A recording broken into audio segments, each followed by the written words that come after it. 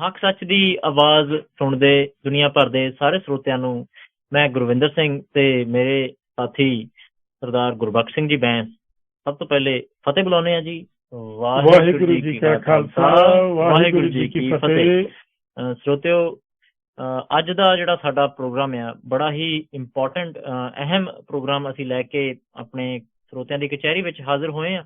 ਅੱਜ ਅਸੀਂ ਸਿੱਖ ਨਸਲਕੁਸ਼ੀ ਜੋ ਕਿ ਨਵੰਬਰ 1984 ਦੇ ਵਿੱਚ ਹਿੰਦੁਸਤਾਨ ਦੇ ਵੱਖ-ਵੱਖ ਸ਼ਹਿਰਾਂ ਵੱਖ-ਵੱਖ ਰਾਜਾਂ ਦੇ ਵਿੱਚ ਜੋ ਸਿੱਖ ਨਸਲਕੁਸ਼ੀ ਹੋਈ ਆ ਉਸ ਦੀ ਯਾਦ ਨੂੰ ਸਮਰਪਿਤ ਤੀਜੇ ਸਾਲ ਲਗਾਤਾਰ ਰੇਡੀਓ ਵਾਇਸ ਆਫ ਖਾਲਸਾ ਵੱਲੋਂ ਇੱਕ ਕੋਸ਼ਿਸ਼ ਨਿਮਾਣੀ ਜਿਹੀ ਕੀਤੀ ਜਾ ਰਹੀ ਹੈ ਕਿ ਉਹਨਾਂ ਸ਼ਹੀਦਾਂ ਨੂੰ ਜਿਹੜੇ ਸਿੱਖ ਕੌਮ ਲਈ ਆਪਣੀ ਜਾਨ ਦੀ ਬਾਜ਼ੀ ਲਾ ਗਏ, ਬੇਦੋਸ਼ੇ ਜਿਹੜੇ ਸਿੱਖ ਕੋ ਕੇ ਮਾਰੇ ਗਏ, ਉਹਨਾਂ ਦੀ ਯਾਦ ਦੇ ਸਮਰਪਿਤ ਇੱਕ ਪ੍ਰੋਗਰਾਮ ਸਾਡੇ ਵੱਲੋਂ ਕੀਤਾ ਜਾ ਰਿਹਾ, ਜਿਸ ਦੇ ਵਿੱਚ ਅਸੀਂ ਸਿੱਖ ਚਿੰਤਕਾਂ ਦੇ ਨਾਲ ਸਿੱਖ ਸਕਾਲਰਸ, ਰਾਈਟਰਸ, ਪੱਤਰਕਾਰ ਵੀਰ ਜਾਂ ਕੋਈ ਵੀ ਜਿਹੜਾ ਉਸ ਨਸਲਕੁਸ਼ੀ ਦੇ ਨਾਲ ਸਿੱਧੇ ਜਾਂ ਅਸਿੱਧੇ ਤੌਰ ਤੇ ਸੰਬੰਧਿਤ ਹੈ, ਜਿਹੜਾ ਕੋਈ ਸਰਵਾਈਵਲ ਆ, ਕੋਈ ਵਿਟਨੈਸ ਆ ਉਸ ਸਿੱਖ ਨਸਲਕੁਸ਼ੀ ਦਾ, ਉਹਨਾਂ ਦੇ ਨਾਲ ਗੱਲਬਾਤ ਕਰਾਂਗੇ।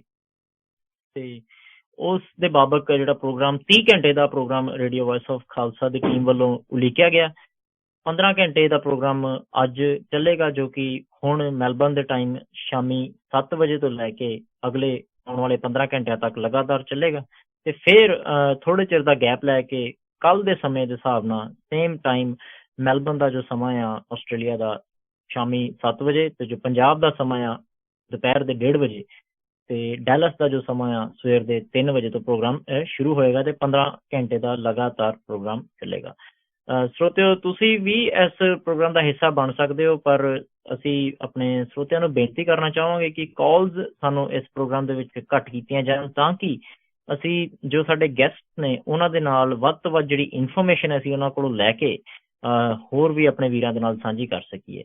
ਸਾਡਾ ਪ੍ਰੋਗਰਾਮ ਤੁਸੀਂ ਸੁਣ ਸਕਦੇ ਹੋ। ਸਾਡੇ ਪ੍ਰੋਗਰਾਮ ਦੀ ਸੁਣਨ ਲਈ ਤੁਸੀਂ ਸਾਡੀ ਵੈਬਸਾਈਟ ਵਿਜ਼ਿਟ ਕਰ ਸਕਦੇ ਹੋ, ਜੋ ਕਿ ਹੈ www.radiovoiceofkhalsa.com, ਜਾਂ ਸਮਾਰਟਫੋਨਸ ਦੇ ਵਿੱਚ ਸਾਡੀ ਐਪਲੀਕੇਸ਼ਨ ਜਿਹੜੀ ਹੈ ਡਾਊਨਲੋਡ ਕਰਕੇ ਵੀ ਸਾਡਾ ਪ੍ਰੋਗਰਾਮ ਸੁਣਿਆ ਜਾ ਸਕਦਾ ਹੈ। Radio voice of Khalsa the application free available ਹੈਗੀ ਹੈ, ਜਾਂ ਫਿਰ ਸਾਡੀ ਵੈਬਸਾਈਟ ਤੁਸੀਂ ਵਿਜ਼ਿਟ ਕਰ ਸਕਦੇ ਹੋ, ਜਿਸ ਦੇ ਵਿੱਚ free dial to listen numbers ਹੈਗੇ ਨੇ ਵੱਖਰੇ ਵੱਖਰੇ ਕੰਟਰੀਜ਼ ਦੇ। ਉਹਨਾਂ ਨੰਬਰਸ ਨੂੰ ਤੁਸੀਂ ਡਾਇਲ ਕਰਕੇ ਵੀ ਸਾਡਾ ਜਿਹੜਾ ਪ੍ਰੋਗਰਾਮ ਸੁਣ ਸਕਦੇ ਹੋ। ਇੱਕ ਅਪੀਲ ਜਿਹੜੀ ਰੇਡੀਓ ਵਾਇਸ ਆਫ ਖਾਲਸਾ ਦੀ ਟੀਮ ਵੱਲੋਂ ਹੈਗੀ ਹੈ ਕਿ ਕਿਸੇ ਵੀ ਗੈਸਟ ਦੇ ਵਿਚਾਰਾਂ ਦੇ ਨਾਲ ਸਹਿਮਤ ਹੋਣਾ ਜਾਂ ਨਾ ਹੋਣਾ ਜ਼ਰੂਰੀ ਨਹੀਂ ਹੈ ਰੇਡੀਓ ਵਾਇਸ ਆਫ ਖਾਲਸਾ ਉਹਨਾਂ ਦੇ ਵਿਚਾਰਾਂ ਦੇ ਨਾਲ ਸਹਿਮਤ ਹੋਵੇ, ਬਟ ਇੱਕ ਕੋਸ਼ਿਸ਼ ਜ਼ਰੂਰ ਹੈਗੀ ਹੈ ਕਿ ਸੱਚ ਦੇ ਜਿਹੜੀਆਂ ਪਰਤਾਂ ਆ ਉਹ ਖੋਲੀਆਂ ਜਾਣ ਤੇ ਆਪਣੇ ਵੀਰਾਂ ਭੈਣ ਭਰਾਵਾਂ ਦੇ ਅੱਗੇ ਰੱਖੀਆਂ ਜਾਣ।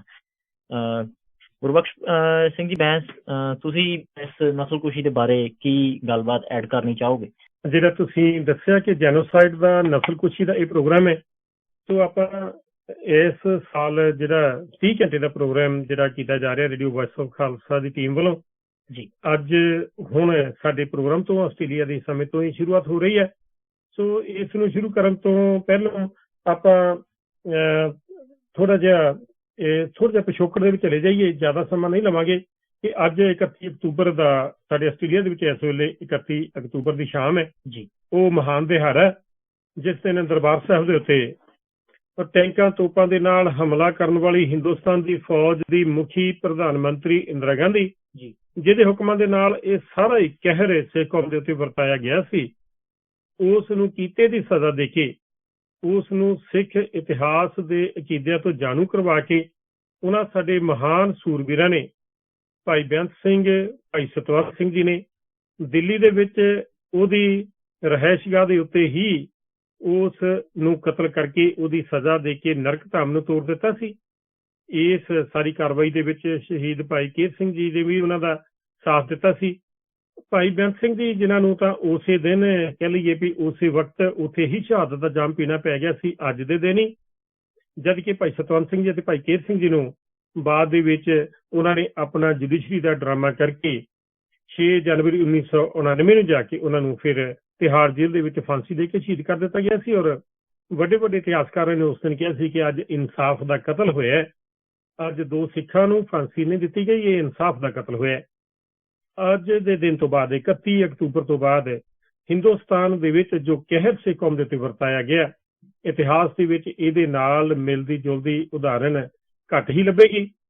ਔਰ ਹਿੰਦੁਸਤਾਨ ਨੇ ਤਾਂ ਇਦਾਂ ਦੀਆਂ ਕਈ ਵਾਰੀ ਕੀਤੀਆਂ ਨੇ, ਪਰ ਹੋਰ ਤੁਹਾਨੂੰ ਦੁਨੀਆ ਭਰ ਦੇ ਵਿੱਚੋਂ ਇਹੋ ਜਿਹਾ ਤੁਹਾਨੂੰ ਘੱਟ ਮਿਲੇਗਾ ਕਿ ਦੋ ਨੌਜਵਾਨ ਜਿਹੜੇ ਕਿਸੇ ਇੱਕ ਲੀਡਰ ਨੂੰ ਕਤਲ ਕਰ ਦਿੰਦੇ ਨੇ ਤਾਂ ਉਹਦੀ ਸਜ਼ਾ ਸਾਰੀ ਕੌਮ ਨੂੰ ਦਿੱਤੀ ਜਾਵੇ, ਔਰ ਕੌਮ ਦੇ ਵਿੱਚ ਵੀ ਕੋਈ ਬੱਚਾ, ਬੁੱਢਾ, ਬੀਬੀ, ਬਜ਼ੁਰਗ ਕਿਸੇ ਦੇ ਨਾਲ ਲਿਹਾਜ਼ ਨਾ ਕੀਤਾ ਜਾਵੇ। ਕੋਈ ਉਮਰ ਦਾ ਲਿਹਾਜ਼ ਨਹੀਂ, ਕੋਈ ਕਿਸੇ ਦੇ ਅਹੁਦੇ ਦਾ ਲਿਹਾਜ਼ ਨਹੀਂ ਹੈ, ਤੇ ਕੋਈ ਕਿਸੇ ਦੇ ਧਾਰਮਿਕ ਵਿਸ਼ਵਾਸ ਦਾ ਕੋਈ ਲਿਹਾਜ਼ ਨਹੀਂ ਹੈ। ਬਿਲਕੁਲ ਨਹੀਂ ਇਸ ਗੱਲ ਦੀ ਪਰਵਾਹ ਕੀਤੀ ਗਈ ਕਿ ਕੌਣ ਮਿਸ਼ਨਰੀ ਹੈ, ਕੌਣ ਟਕਸਾਲੀ ਹੈ, ਕੌਣ ਨਿਰੰਕਾਰੀ ਸੰਬੰਧ ਸੈਕਟ ਦੇ ਨਾਲ ਸੰਬੰਧਿਤ ਹੈ, ਕਿਹੜੀ ਕੌਮ ਦਾ ਹਿੱਸਾ ਰਾਧਾ ਸਵਾਮੀਆਂ ਦੇ ਨਾਲ ਸੰਬੰਧਿਤ ਹੈ, ਜਾਂ ਅਨੇਕਾਂ ਸੈਕਟਸ ਨੇ ਜਿਹੜੇ ਸੰਪਰਦਾਵਾਂ ਨੇ, ਸੰਸਥਾਵਾਂ ਨੇ ਜਿਨ੍ਹਾਂ ਦੇ ਨਾਲ ਸਿੱਖ ਵੰਡੀ ਹੋਈ ਹੈ। ਪਰ ਇੱਥੋਂ ਇੱਕ ਸਬਕ ਜ਼ਰੂਰ ਸਿੱਖ ਕੌਮ ਨੂੰ ਸਿੱਖ ਲੈਣਾ ਚਾਹੀਦਾ ਹੈ ਕਿ ਜਦੋਂ ਕੌਮ ਦੇ ਉੱਤੇ ਨਸਲਕੁਸ਼ੀ ਦਾ ਦੌਰ ਆਉਂਦਾ ਹੈ ਤਾਂ ਉਦੋਂ ਫਿਰ ਵੈਰੀ ਇਹ ਨਹੀਂ ਵੇਖਦਾ ਕਿ ਕੌਣ ਕਿਹਦੇ ਨਾਲ ਜੁੜਿਆ ਹੋਇਆ। ਉਹਨਾਂ ਦੇ ਲਈ ਸਾਰੇ ਹੀ ਮੂਲ ਤੌਰ ਦੇ ਉੱਤੇ ਸਿੱਖ ਨੇ, ਔਰ ਇਹ ਕੁਝ ਇਹ ਪਹਿਰਾ ਦਿੱਤਾ ਉਹਨਾਂ ਨੇ ਕਿਸੇ ਵੀ ਸਿੱਖ ਨੂੰ ਨਹੀਂ ਬਖਸ਼ਿਆ ਗਿਆ।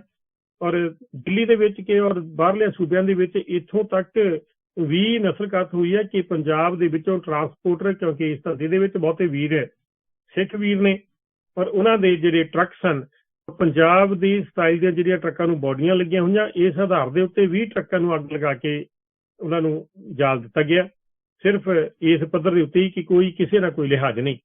ਸੋ ਅੱਜ ਆਪਾਂ ਜੈਨੋਸਾਈਡ ਦੀ ਨਸਲਕੁਸ਼ੀ ਦੀ ਜਿਹੜੀ ਗੱਲ ਅੱਜ ਦੇ ਪ੍ਰੋਗਰਾਮ ਦੇ ਵਿੱਚ ਸ਼ੁਰੂ ਕਰਨੀ ਹੈ।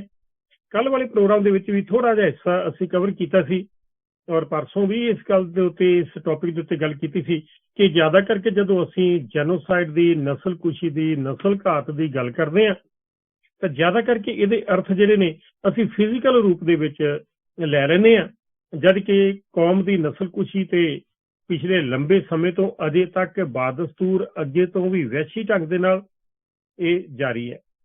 ਸਰੀਰਕ ਤੌਰ ਦੇ ਉੱਤੇ ਜਿਹੜਾ ਨਵੰਬਰ 1, 2, 3 ਅਤੇ 4 ਨਵੰਬਰ 4 ਦਿਨਾਂ ਦੇ ਵਾਸਤੇ ਉਹਨਾਂ ਜ਼ਾਲਮ ਭੀੜਾਂ ਨੂੰ ਬਿਲਕੁਲ ਖੁੱਲ੍ਹਿਆਂ ਛੱਡ ਦਿੱਤਾ ਗਿਆ। ਸਾਰੀ ਐਡਮਿਨਿਸਟ੍ਰੇਟਿਵ, ਸਾਰੀ ਸਰਕਾਰੀ ਮਸ਼ੀਨਰੀ ਜੈਮ ਹੋ ਕੇ ਰਹਿ ਗਈ, ਬੰਦ ਕਰ ਦਿੱਤੀ ਗਈ। ਕਹਿ ਲਈਏ ਕਿ ਹਿੰਦੁਸਤਾਨ ਦੇ ਉਹ ਜ਼ਾਲਮ ਰਾਜੇ ਗੂੜੀ ਨੀਂਦੇ ਸੌਂ ਗਏ ਅਤੇ ਤਾਂਡਵ ਨਾਚ ਜਿਹੜਾ ਸੜਕਾਂ ਦੇ ਉੱਤੇ ਨੱਚਿਆ ਗਿਆ, ਉਹਨੂੰ ਦੇਸ਼ ਦੇ ਪ੍ਰਧਾਨ ਮੰਤਰੀ ਜਿਹਨੂੰ ਉਸ ਵੇਲੇ ਬਣਾਇਆ ਸੀ ਰਾਜੀਵ ਗਾਂਧੀ ਨੂੰ, ਪਰ ਉਹਨੇ ਜਸਟੀਫਾਈ ਕੀਤਾ ਇਹ ਕਹਿ ਕੇ ਕਿ ਜਬ ਕੋਈ ਬੜਾ ਪੇੜ ਗਿਰਤਾ ਹੈ ਤਾਂ ਧਰਤੀ ਕਾਂਪਤੀ ਹੈ। ਇਹਨਾਂ ਲਫ਼ਜ਼ਾਂ ਦੇ ਨਾਲ ਉਹਦਾ ਮਤਲਬ ਸੀ ਕਿ ਇਹ ਜਸਟੀਫਾਈਡ ਹੈ, ਇਹ ਕਤਲੇਆਮ ਜਿਹੜਾ ਇਹ ਜਾਇਜ਼ ਹੈ, ਇੱਦਾਂ ਹੀ ਹੋਣਾ ਚਾਹੀਦਾ ਹੈ। ਇਸੇ ਨਾਲ ਹੀ ਉਸ ਸਾਰੀਆਂ ਹਿੰਸਕ ਘਟਨਾਵਾਂ ਉਹਨਾਂ ਨੂੰ ਐਕਸਪੋਜ਼ ਕੀਤਾ ਗਿਆ। ਟੈਲੀਵਿਜ਼ਨ ਦੇ ਉੱਤੇ ਹਿੰਸਕ ਭੀੜਾਂ ਕਿਵੇਂ ਤਾਂਡਵ ਨਾਚ ਨੱਚਦੀਆਂ ਸੜਕਾਂ ਦੇ ਉੱਤੇ ਘੁੰਮ ਰਹੀਆਂ ਸਨ, ਉਹਨਾਂ ਨੂੰ ਟੈਲੀਵਿਜ਼ਨ ਦੇ ਉੱਤੇ ਦਿਖਾ ਕੇ ਕਿਵੇਂ ਦੂਜਿਆਂ ਨੂੰ ਪ੍ਰਵੋਕ ਕੀਤਾ ਗਿਆ, ਹੌਸਲਾ ਅਫਜ਼ਾਈ ਕੀਤੀ ਗਈ ਹੈ। ਔਰ ਬਹੁਤ ਹੀ ਆਰਗੇਨਾਈਜ਼ਡ ਢੰਗ ਦੇ ਨਾਲ ਇਹ ਸਾਰੀ ਨਸਲਕੁਸ਼ੀ ਜਿਸ ਢੰਗ ਦੇ ਨਾਲ ਪ੍ਰੈਕਟਿਸ ਦੇ ਵਿੱਚ ਲਿਆਂਦੀ ਗਈ ਹੈ, ਇਸ ਤੋਂ ਇਹ ਬਿਲਕੁਲ ਸਪਸ਼ਟ ਹੋ ਗਿਆ ਸੀ ਕਿ ਇਹ ਕੋਈ ਝਟਕੀ ਪਟਕੀ, ਕੋਈ ਸਪੌਂਟੇਨੀਅਸ ਰਿਐਕਸ਼ਨ ਦਾ ਸਿੱਟਾ ਨਹੀਂ ਹੈ। ਇਹ ਇੱਕ ਵੈਲ ਪਲਾਨਡ ਤਰੀਕੇ ਦੇ ਨਾਲ ਪਹਿਲੋਂ ਹੀ ਪੂਰੀ ਆਰਗੇਨਾਈਜ਼ਡ ਤਿਆਰੀ ਕੀਤੀ ਹੋਈ ਸੀ। ਉਹਦੇ ਆਧਾਰ ਦੇ ਉੱਤੇ ਜੋ ਜਿਹੜੇ ਤਰੀਕੇ ਵਰਤੇ ਗਏ ਸਨ ਹਿੰਸਕ ਭੀੜਾਂ ਦੇ ਵੱਲੋਂ ਕਤਲੇਆਮ ਕਰਨ ਦੇ ਲਈ, ਜਾਂ ਜੋ ਵੀ ਉਹਨਾਂ ਨੇ ਕੀਤਾ, ਉਹ ਕੋਈ ਤੱਥ ਭਲੱਥੇ ਦੇ ਵਿੱਚ ਏਡੀ ਪਲੈਨਿੰਗ ਨਹੀਂ ਸੀ। ਇੱਥੋਂ ਤੱਕ ਵੀ ਪਤਾ ਲੱਗਿਆ ਕਿ ਰਾਸ਼ਨ ਕਾਰਡਾਂ ਤੋਂ ਲੈ ਕੇ, ਵੋਟਰ ਲਿਸਟਾਂ ਤੋਂ ਲੈ ਕੇ ਸਿੱਖ ਕਿੱਥੇ ਕਿੱਥੇ ਰਹਿੰਦੇ ਨੇ, ਉਹਨਾਂ ਦੇ ਘਰਾਂ ਦੇ ਉੱਤੇ ਮਾਰਕਿੰਗ ਕੀਤੀ ਗਈ ਸੀ। ਔਰ ਇਹ ਹਿਟਲਰ ਦੇ ਵੱਲੋਂ ਯਹੂਦੀਆਂ ਦੇ ਕੀਤੇ ਨਸਲ ਘਾਤ ਤੋਂ ਵੀ ਜ਼ਿਆਦਾ ਵਹਿਸ਼ੀ ਢੰਗ ਦੇ ਨਾਲ ਇਹਨੂੰ ਪ੍ਰੈਕਟਿਸ ਦੇ ਵਿੱਚ ਲਿਆਂਦਾ ਗਿਆ। ਸੋ ਆਪਾਂ ਯਤਨ ਕਰਾਂਗੇ ਗੁਰਵਿੰਦਰ ਸਿੰਘ ਅੱਜ ਖਾਸ ਤੌਰ ਦੇ ਉੱਤੇ ਕੁਝ ਇੱਕ ਉਹਨਾਂ ਵੀਰਾਂ ਦੇ ਅਸੀਂ ਆਪਣੇ ਪ੍ਰੋਗਰਾਮ ਦੇ ਵਿੱਚ ਵੀ, ਔਰ ਸਭ ਤੋਂ ਬਾਅਦ ਚ ਸਾਡੇ ਦੂਜੇ ਪ੍ਰਸਾਰਿਤ ਕਰਤਾਵਾਂ ਨੇ ਜਿਹੜੇ ਉਹਨਾਂ ਨੇ ਵੀ ਬਾਕੀ ਉਹ ਗੈਸਟ ਲੈਣੇ ਨੇ, ਜਾਂ ਉਹਨਾਂ ਸੰਬੰਧਿਤ ਵਿਅਕਤੀਆਂ ਤੋਂ ਗੱਲਬਾਤ ਪਤਾ ਕਰਨੀ ਹੈ, ਕਿਉਂਕਿ ਇਸ ਜੈਨੋਸਾਈਡ ਦੇ ਵਿੱਚ ਬਖਸ਼ਿਆ ਨਹੀਂ ਸੀ ਕਿਸੇ ਨੂੰ ਵੀ ਗਿਆ। ਇੱਥੋਂ ਤੱਕ ਕਿ ਦੇਸ਼ ਦਾ ਰਾਸ਼ਟਰਪਤੀ ਗਿਆਨੀ ਜੈਲ ਸਿੰਘ ਦੀ ਕਾਰ ਦੇ ਉੱਤੇ ਵੀ ਅੰਨ੍ਹੇਵਾਹ ਪਥਰਾਅ ਕੀਤਾ ਗਿਆ ਸੀ, ਪਰ ਉਹਦੇ ਸਿਕਿਉਰਿਟੀ ਗਾਰਡ ਉਹਨੂੰ ਬਚਾ ਕੇ ਲੈ ਗਏ ਸਨ, ਨਹੀਂ ਤਾਂ ਉਹਨੂੰ ਵੀ ਉੱਥੇ ਹੀ ਹਿੰਸਕ ਭੀੜਾਂ ਨੇ ਸ਼ਾਇਦ ਉਸੇ ਤਰ੍ਹਾਂ ਕਤਲ ਕਰਦੇ ਜਿਸ ਤਰ੍ਹਾਂ ਬਾਕੀ ਸਿੱਖਾਂ ਨੂੰ ਉਹਨਾਂ ਨੇ ਬਾਅਦ ਦੇ ਵਿੱਚ ਕੀਤਾ। ਕਿਸੇ ਦੇ ਅਹੁਦੇ ਦਾ, ਕਿਸੇ ਦੀ ਸੇਵਾ ਦਾ ਕੋਈ ਲਿਹਾਜ਼ ਨਹੀਂ ਕੀਤਾ ਗਿਆ। ਕੋਈ ਦੇਸ਼ ਦੀ ਖਾਤਰ ਸਰਹੱਦਾਂ ਦੇ ਉੱਤੇ ਮਰਨ ਵਾਲੇ ਫੌਜੀ, ਆਪਣੀਆਂ ਹਿੱਕਾਂ ਦੇ ਵਿੱਚ ਗੋਲੀਆਂ ਖਾਣ ਵਾਲੇ ਉਹ ਸਿਕਿਉਰਿਟੀ ਫੋਰਸਿਸ ਦੇ ਕਰਮਚਾਰੀ, ਔਰ ਦੇਸ਼ ਦੀ ਸੇਵਾ ਕਰਨ ਵਾਲੇ ਵੱਡੇ ਵੱਡੇ ਅਹੁਦਿਆਂ ਦੇ ਉੱਤੇ ਵਿਰਾਜਮਾਨ ਜਿਹੜੇ ਇੰਟੈਲੈਕਚੁਅਲਸ ਆਪਣੀ ਸੇਵਾ ਕਰ ਰਹੇ ਨੇ, ਕਿਸੇ ਦੇ ਨਾਲ ਕੋਈ ਵੀ ਲਿਹਾਜ਼ ਨਹੀਂ ਕੀਤਾ ਗਿਆ। ਸੋ ਅੱਜ ਸਾਡੇ ਨਾਲ ਆਪਣੇ ਪ੍ਰੋਗਰਾਮ ਦੇ ਵਿੱਚ, ਕਿਉਂਕਿ ਸਾਡੇ ਕੋਲ 1 ਘੰਟੇ ਦਾ ਪ੍ਰੋਗਰਾਮ ਹੈ, ਇਹਦੇ ਵਿੱਚ ਅਸੀਂ ਸਰਦਾਰ ਹਰਦੀਪ ਸਿੰਘ ਡਿਬਡਿਬਾ, ਜਿਹੜੇ ਕਿ ਯੂਪੀ ਦੇ ਵਿੱਚ ਬੇਸ ਨੇ ਔਰ ਰਾਜਸਥਾਨ ਦੇ ਵਿੱਚ ਵੀ ਉਹ ਗੰਗਾਨਗਰ ਜ਼ਿਲ੍ਹੇ ਦੇ ਵਿੱਚ ਉੱਥੇ ਵੀ ਉਹਨਾਂ ਦਾ ਕਾਰੋਬਾਰ ਹੈ, ਤੇ ਉਹਨਾਂ ਦੇ ਨਾਲ ਅਸੀਂ ਗੱਲਬਾਤ ਕਰਾਂਗੇ, ਕਿਉਂਕਿ ਉਹ ਇੱਕ ਸਿੱਖ ਪੋਲਿਟਿਕਸ ਦੇ ਨਾਲ ਉਹਨਾਂ ਦਿਨਾਂ ਦੇ ਵਿੱਚ 1980 ਦੇ ਸਮਾਂ ਕਹਿ ਲਈਏ ਜਾਂ ਈਵਨ 78 ਤੋਂ ਕਹਿ ਲਈਏ, ਚੰਗੀ ਤਰ੍ਹਾਂ ਪੋਲਿਟਿਕਸ ਦੇ ਨਾਲ ਜੁੜੇ ਰਹੇ ਸਨ। ਇੱਕ ਚਿੰਤਕ ਵੀ ਨੇ, ਇੱਕ ਵਿਦਵਾਨ ਵੀ ਨੇ, ਇੱਕ ਲਿਖਾਰੀ ਵੀ ਨੇ, ਉਹਨਾਂ ਨੇ ਕਈ ਕਿਤਾਬਾਂ ਵੀ ਲਿਖੀਆਂ ਹੋਈਆਂ ਨੇ ਔਰ ਅੱਜ ਤੱਕ ਵੀ ਉਹ ਪੂਰੀ ਤਹਿ ਦਿਲੋਂ ਸਰਗਰਮ ਨੇ ਸਿੱਖ ਪੋਲਿਟਿਕਸ ਦੇ ਵਿੱਚ। ਚਿੰਤਕ ਨੇ, ਹਰ ਵਕਤ ਸਿੱਖ ਕੌਮ ਦੀਆਂ ਸਮੱਸਿਆਵਾਂ ਦੇ ਉੱਤੇ ਤਿੱਖੀ ਨਜ਼ਰ ਰੱਖਦੇ ਨੇ। ਸੋ ਅੱਜ ਉਹ ਸਾਡੇ ਗੈਸਟ ਹੋਣਗੇ। ਉਹਨਾਂ ਦਾ ਜਾਤੀ ਤਜਰਬਾ, ਸਿੱਧੇ ਤੌਰ ਦੇ ਉੱਤੇ ਵੀ ਉਹ ਅਫੈਕਟ ਹੋਏ ਸਨ ਔਰ ਸਿੱਧੇ ਤੌਰ ਤੇ ਤਾਂ ਇੰਡਾਇਰੈਕਟਲੀ ਤਾਂ ਸਾਰੀ ਸਿੱਖ ਕੌਮ ਹੀ ਅਫੈਕਟ ਹੋਈ ਹੈ। ਸੋ ਅੱਜ ਅਸੀਂ ਉਹਨਾਂ ਦੇ ਨਾਲ ਗੱਲਬਾਤ ਕਰਾਂਗੇ। ਜੀ, ਮੈਂ ਗੁਰਬਖਸ਼ ਭਾਜੀ, ਮੈਂ ਇੱਕ ਚੀਜ਼ ਜ਼ਰੂਰ ਐਡ ਕਰ ਦੇਣੀ ਚਾਹੂੰਗਾ। ਜਿਹੜੀਆਂ ਉਹਨਾਂ ਨੇ 3 ਕਿਤਾਬਾਂ ਲਿਖੀਆਂ, ਜਿਹੜਾ ਬੜਾ ਮਹੱਤਵ ਹੈ ਸਿੱਖ ਕੌਮ ਦੇ ਵਿੱਚ, ਮੈਂ ਉਹਨਾਂ ਦਾ ਜ਼ਿਕਰ ਜ਼ਰੂਰ ਕਰਨਾ ਚਾਹੂੰਗਾ, ਕਿਉਂਕਿ ਮੈਂ ਵੀ ਉਹਨਾਂ ਕਿਤਾਬਾਂ ਬਾਰੇ ਸੁਣਿਆ ਸੀ, ਥੋੜਾ ਬਹੁਤ ਮੇਰੇ ਦਿਮਾਗ ਦੇ ਵਿੱਚੋਂ ਵਿਸਰ ਗਈਆਂ ਸੀ। ਉਹਨਾਂ ਦੇ ਨਾਮ ਮੈਂ ਜ਼ਰੂਰ ਮੈਂਸ਼ਨ ਕਰ ਦੇਣਾ ਚਾਹੂੰਗਾ। ਪਹਿਲੀ ਕਿਤਾਬ ਸੀ ਉਹਨਾਂ ਦੀ ਜੀ, ਸਾਕਾ ਨੀਲਾ ਤਾਰਾਂ ਤੋਂ ਬਾਅਦ ਤਬਾਹੀ ਦੀ ਤਵਾਰੀਖ, ਤੇ ਦੂਸਰੀ ਜਿਹੜੀ ਉਹਨਾਂ ਦੀ ਕਿਤਾਬ ਸੀ, ਅੱਤਵਾਦ ਦਾ ਨੰਗਾ ਸੱਚ, ਤੇ ਤੀਸਰੀ ਕਿਤਾਬ ਹੁਣੇ ਰੀਸੈਂਟਲੀ ਉਹਨਾਂ ਨੇ ਲਿਖੀ ਹੈ, ਜੋ ਕਿ ਪੰਜਾਬ ਸਰਕਾਰ ਨੇ ਬੈਨ ਕਰ ਦਿੱਤੀ ਹੈ, ਉੱਥੇ ਉਹਨੂੰ ਰਿਲੀਜ਼ ਨਹੀਂ ਕਰਨ ਦਿੱਤਾ। ਉਹਦਾ ਨਾਮ ਹੈ ਜੀ ਡੇਰਾ ਬਨਾਮ ਸਿੱਖ ਹੁਕਮਨਾਮੇ ਤੋਂ ਮਾਫੀਨਾਮੇ ਤੱਕ। ਇਹ ਜਿਹੜੀ ਕਿਤਾਬ ਹੈ ਰੀਸੈਂਟਲੀ ਉਹਨਾਂ ਨੇ ਲਿਖੀ ਹੈ, ਜੋ ਕਿ ਪਿੱਛੇ ਗੁਰੂ ਗ੍ਰੰਥ ਸਾਹਿਬ ਦੀਆਂ ਜਗ੍ਹਾ ਜਗ੍ਹਾ ਤੇ ਬੇਦਬੀਆਂ ਹੋ ਰਹੀਆਂ ਤੇ ਜਿਹੜੇ ਡੇਰਾਵਾਦ ਹੈ ਉਹਨੂੰ ਬੜਾਵਾ ਮਿਲ ਰਿਹਾ, ਤੇ ਪਲੱਸ ਉਸ ਤੋਂ ਬਾਅਦ ਜਿਹੜਾ ਡੇਰਾ ਝੂਠਾ ਸੌਦਾ ਆ ਉਹਨੂੰ ਕਿਸ ਤਰੀਕੇ ਦੇ ਨਾਲ ਗੁਪਤ ਰੂਪ ਦੇ ਵਿੱਚ ਮਾਫੀ ਦੇ ਦਿੱਤੀ ਜਾਂਦੀ ਹੈ। ਇਹ ਜਿਹੜੀ ਕਿਤਾਬ ਹੈ ਸਾਰੀ ਉਹਨਾਂ ਚੀਜ਼ਾਂ ਦੇ ਜਿਹੜੀਆਂ ਇਨਸੀਡੈਂਟਸ ਦੇ ਉੱਪਰ ਬੇਸਡ ਹੈ। ਜੀ ਬਿਲਕੁਲ। ਤੇ ਰੀਸੈਂਟਲੀ ਇਹ ਕਿਤਾਬ ਜਿਹੜੀ ਹੈ ਥੋੜੇ ਦਿਨਾਂ ਦੇ ਵਿੱਚ ਮਾਰਕੀਟ ਦੇ ਵਿੱਚ ਆ ਰਹੀ ਹੈ, ਐਮਾਜ਼ੋਨ ਦੇ ਵਿੱਚ ਉਹਨਾਂ ਨੇ ਪਾ ਦੇਣੀ ਹੈ। ਜੇ ਸਾਡੇ ਕਿਸੇ ਵੀਰ ਨੇ ਇਹ ਕਿਤਾਬਾਂ ਪੜ੍ਹਨੀਆਂ ਹੋਣ ਤੇ ਉੱਥੇ ਅਵੇਲੇਬਲ ਹੋਣਗੀਆਂ। ਜੀ।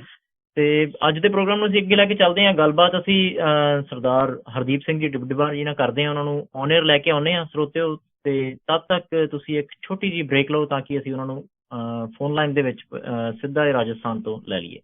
ਹੁਣ ਸੁਣੋ ਇੱਕ ਗੀਤ ਤੇ ਫਿਰ ਉਸ ਤੋਂ ਬਾਅਦ ਅਸੀਂ ਉਹਨਾਂ ਨੂੰ ਔਨ 에ਅਰ ਲੈ ਕੇ ਲਾਲਾ ਸਾੜਤਾ ਗਲ ਵਿੱਚ ਪਾ ਕੇ ਟਹਿਰਾਂ ਨੂੰ, ਪਾ ਕੇ ਟਹਿਰਾਂ ਨੂੰ, ਪਾ ਕੇ ਟਹਿਰਾਂ ਨੂੰ, ਵਿੱਚ ਭਲਾ ਸ਼ਮਸ਼ਾਨ ਬਣਾਤਾ ਵਸਦੇ ਸ਼ਹਿਰਾਂ ਨੂੰ, ਵਸਦੇ ਸ਼ਹਿਰਾਂ ਨੂੰ, ਵਸਦੇ ਸ਼ਹਿਰਾਂ ਨੂੰ। ਅੱਗਾ ਲਾਲਾ ਸਾੜਤਾ ਗਲ ਵਿੱਚ ਪਾ ਕੇ ਟਹਿਰਾਂ ਨੂੰ, ਵਿੱਚ ਭਲਾ ਸ਼ਮਸ਼ਾਨ ਬਣਾਤਾ ਵਸਦੇ ਸ਼ਹਿਰਾਂ ਨੂੰ। ਖੁਸ਼ੀਆਂ ਭਰੇ ਮਾਹੌਲ ਚ ਛਾ ਗਏ ਰੰਗੀ ਉਦਾਸੀ ਦੇ, ਰੰਗੀ ਉਦਾਸੀ ਦੇ। ਅੱਜ ਵੀ ਸੀਨੇ ਰੜਕਦੇ ਸਾਡੇ ਪੱਟ 84 ਦੇ, ਅੱਜ ਵੀ ਸੀਨੇ ਰੜਕਦੇ ਸਾਡੇ ਪੱਟ 84 ਦੇ, ਅੱਜ ਵੀ ਸੀਨੇ ਰੜਕਦੇ ਸਾਡੇ ਪੱਟ 84 ਦੇ।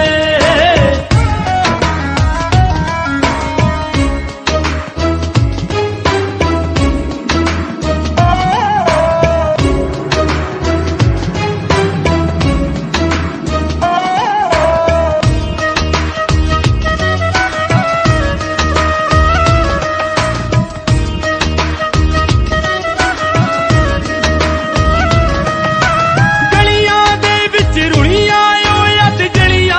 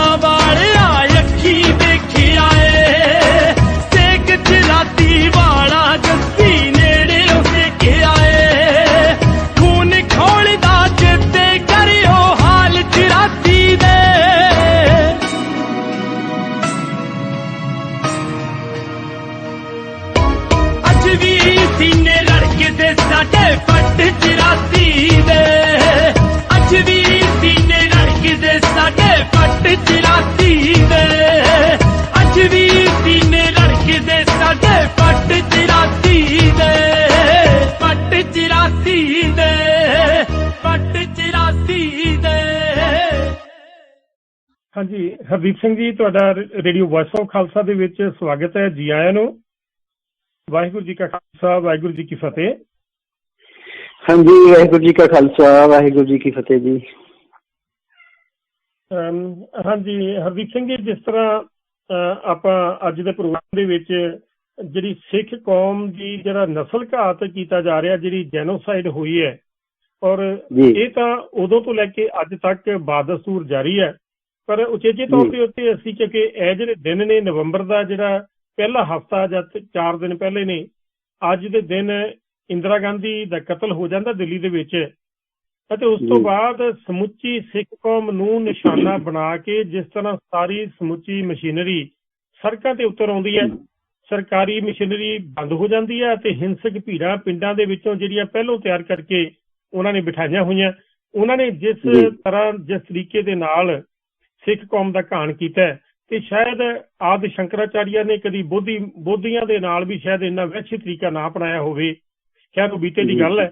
ਸੋ ਅੱਜ ਦੀ ਗੱਲ ਜਿਹੜੀ ਸਿੱਖ ਕੌਮ ਦੀ ਨਸਲਕੁਸ਼ੀ ਲਗਾਤਾਰ ਕੀਤੀ ਜਾ ਰਹੀ ਹੈ, ਔਰ ਸਰੀਰਕ ਰੂਪ ਦੇ ਵਿੱਚ ਇਹ ਸੱਟ ਕਈ ਪੱਖਾਂ ਤੋਂ ਮਾਰੀ ਗਈ ਹੈ।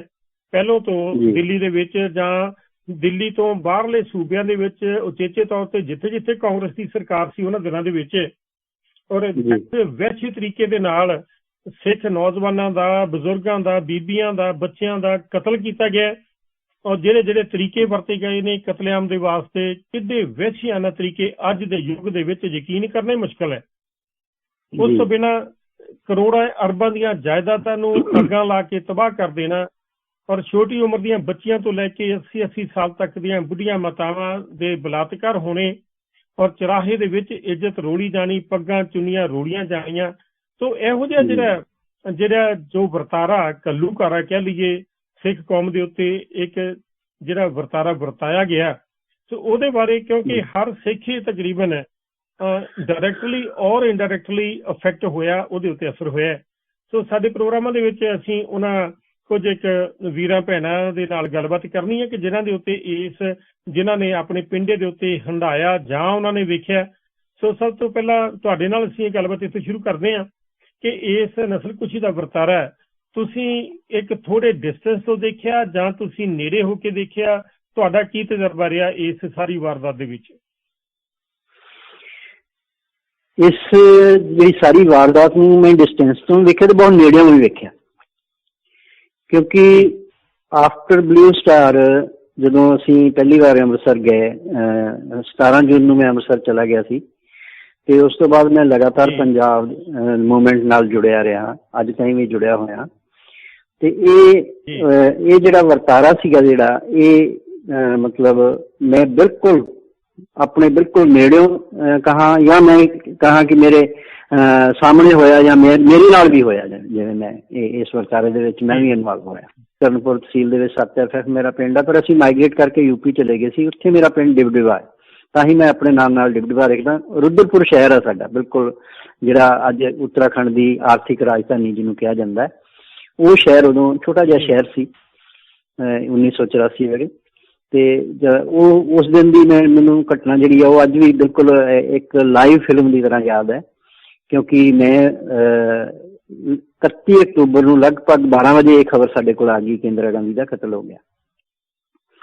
ਤੇ ਇਹ ਖਬਰ ਮਤਲਬ BBC ਤੋਂ ਆਈ ਤੇ ਸਾਨੂੰ ਇੰਝ ਲੱਗਿਆ ਕਿ ਜਿਵੇਂ ਹਰ ਸਿੱਖ ਨੂੰ ਉਵੇਂ ਲੱਗਿਆ ਹੋਏਗਾ, ਪਰ ਮੈਨੂੰ ਇੰਝ ਲੱਗਿਆ ਕਿ ਜਿਵੇਂ ਅੱਜ ਸਾਡੇ ਸਿਰ ਤੋਂ ਜਿਹੜੀ ਪੱਗ ਲਾਈ ਗਈ ਸੀ, ਜਿਹੜਾ ਸਾਡਾ ਅਪਮਾਨ ਕੀਤਾ ਗਿਆ ਸੀ, ਜਿਹੜਾ ਸਿੱਖੀ ਤੇ ਹਮਲਾ ਹੋਇਆ ਸੀ, ਤੇ ਜਿਹੜਾ ਹਮਲਾਵਰ ਹੈ ਅੱਜ ਉਸਨੂੰ ਉਸਦੇ ਕੀਤੇ ਦੀ ਸਜ਼ਾ ਮਿਲੀ ਹੈ। ਮਤਲਬ ਮੈਨੂੰ ਪਲ ਦੀ ਪਲ ਐਵੇਂ ਲੱਗਿਆ, ਮਤਲਬ ਖੁਸ਼ੀ ਅੰਦਰੋਂ ਮਹਿਸੂਸ ਹੋਈ। ਤੇ ਅਸੀਂ ਇੱਕ ਦੂਜੇ ਨੂੰ ਜਿਹੜੇ ਸਾਡੇ ਸੀਗੇ ਸੰਬੰਧਿਤ, ਉਹਨਾਂ ਨੂੰ ਅਸੀਂ ਉਚੇਚੇ ਤੌਰ ਤੇ ਫੋਨ ਕਰਕੇ ਮਿਲ ਕੇ ਵਧਾਈਆਂ ਵੀ ਦਿੱਤੀਆਂ ਵੀ ਅੱਜ ਅਸੀਂ ਇੱਕ ਬਹੁਤ ਵੱਡਾ ਜਿਹੜਾ ਸਾਡਾ ਦੁਸ਼ਮਣ ਸੀ, ਜਿਹੜਾ ਅਸੀਂ ਉਹਦਾ ਜਵਾਬ ਦਿੱਤਾ।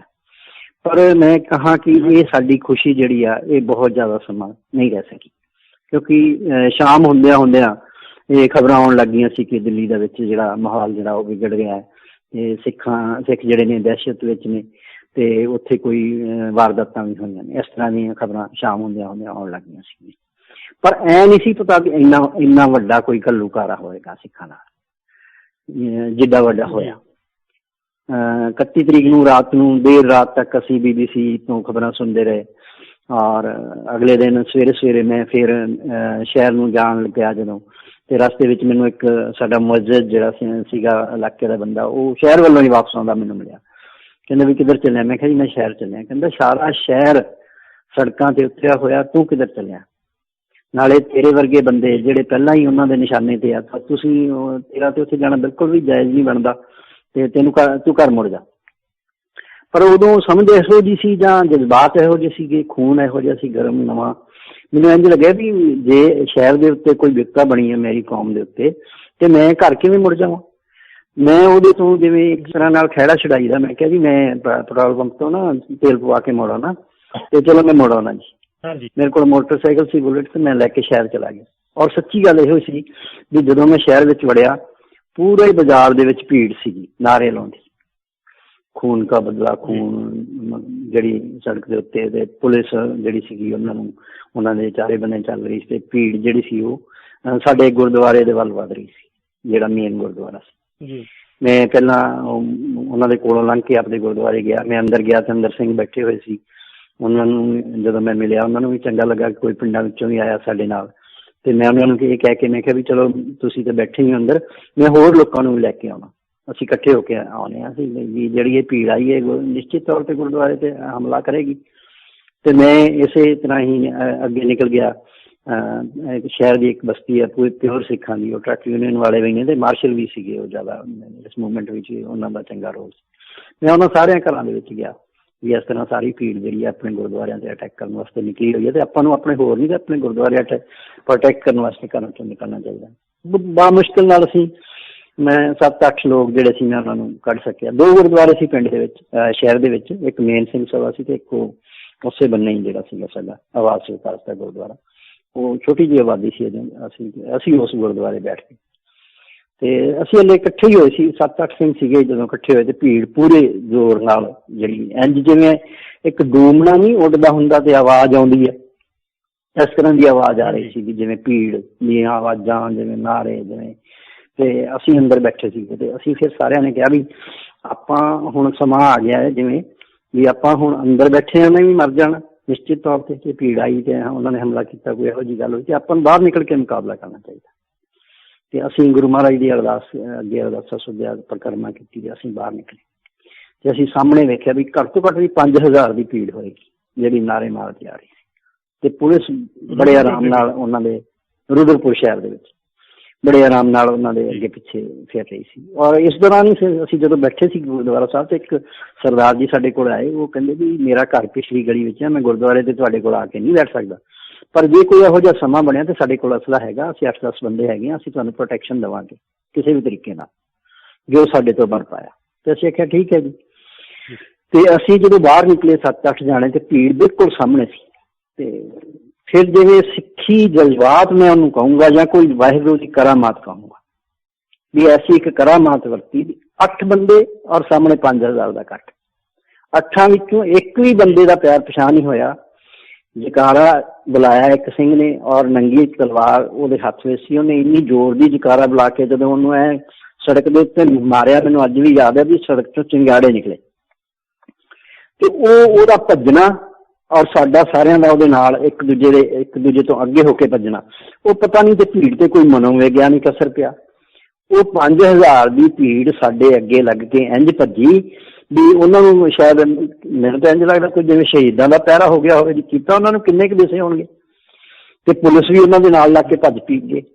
ਤੇ ਡਿੱਗਦਿਆਂ ਢਹਿੰਦਿਆਂ ਇੱਕ ਥਪਿਆਲ ਇੰਸਪੈਕਟਰ ਸੀਗਾ, ਉਹਨੇ ਫਿਰ ਸਿੱਧੇ ਫਾਇਰ ਕੀਤੇ ਸਾਡੇ ਤੇ ਅੱਗੋਂ ਪੋਜੀਸ਼ਨ ਲੈ ਕੇ। ਫਿਰ ਮੈਂ ਆਪਣੇ ਬੰਦਿਆਂ ਨੂੰ ਰੋਕ ਲਿਆ ਵੀ ਮੈਂ ਕਿਹਾ ਵੀ ਹੁਣ ਭੀੜ ਤੇ ਅੱਗੇ ਲਾ ਕੇ ਭੱਜ ਗਈ ਆ, ਹੁਣ ਆਪਣੀ ਪੁਲਿਸ ਜਿਹੜੀ ਆ ਉਹ ਆਪਣੇ ਸਾਹਮਣੇ ਆ, ਤੇ ਹੁਣ ਤੁਸੀਂ ਇੱਥੇ ਰੋਕੋ।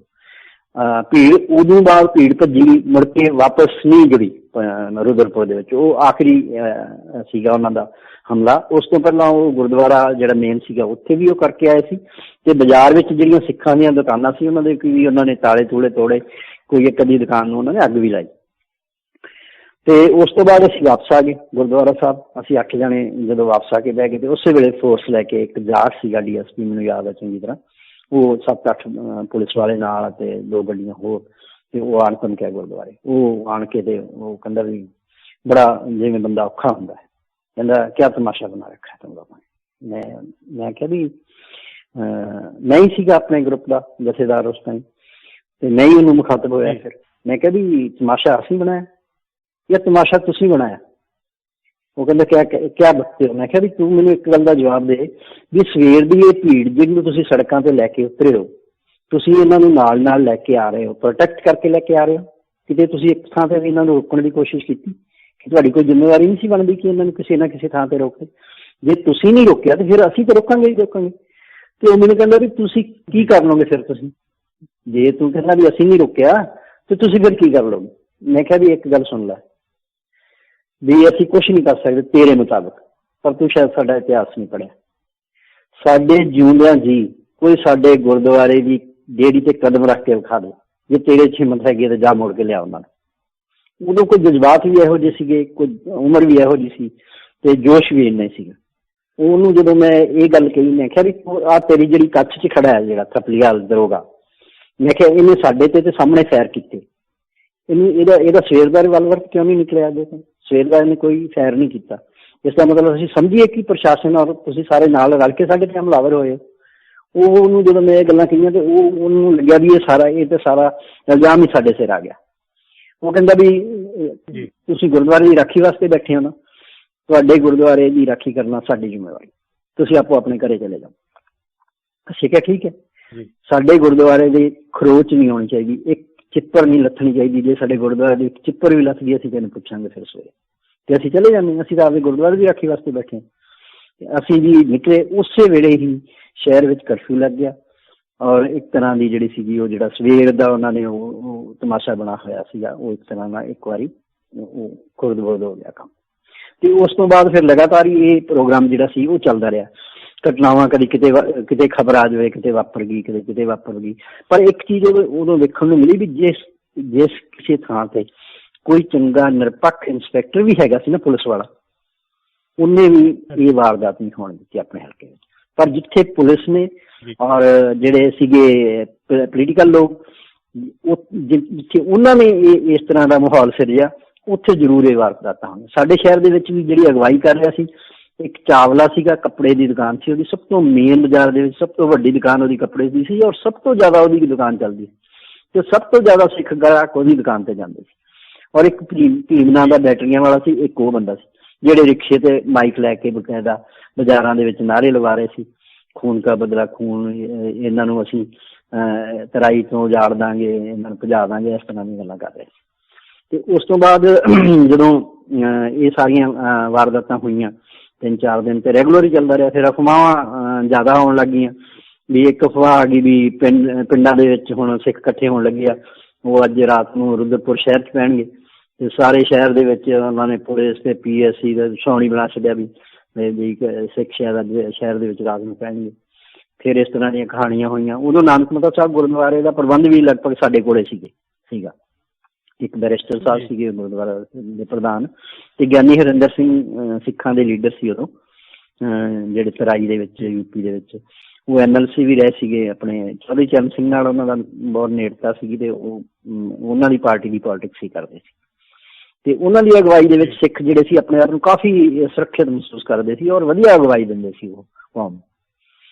ਤੇ ਅਸੀਂ ਫਿਰ ਅਗਲੇ ਦਿਨ ਨਾਨਕ ਮਤਾ ਸਾਹਿਬ ਚਲੇ ਗਏ।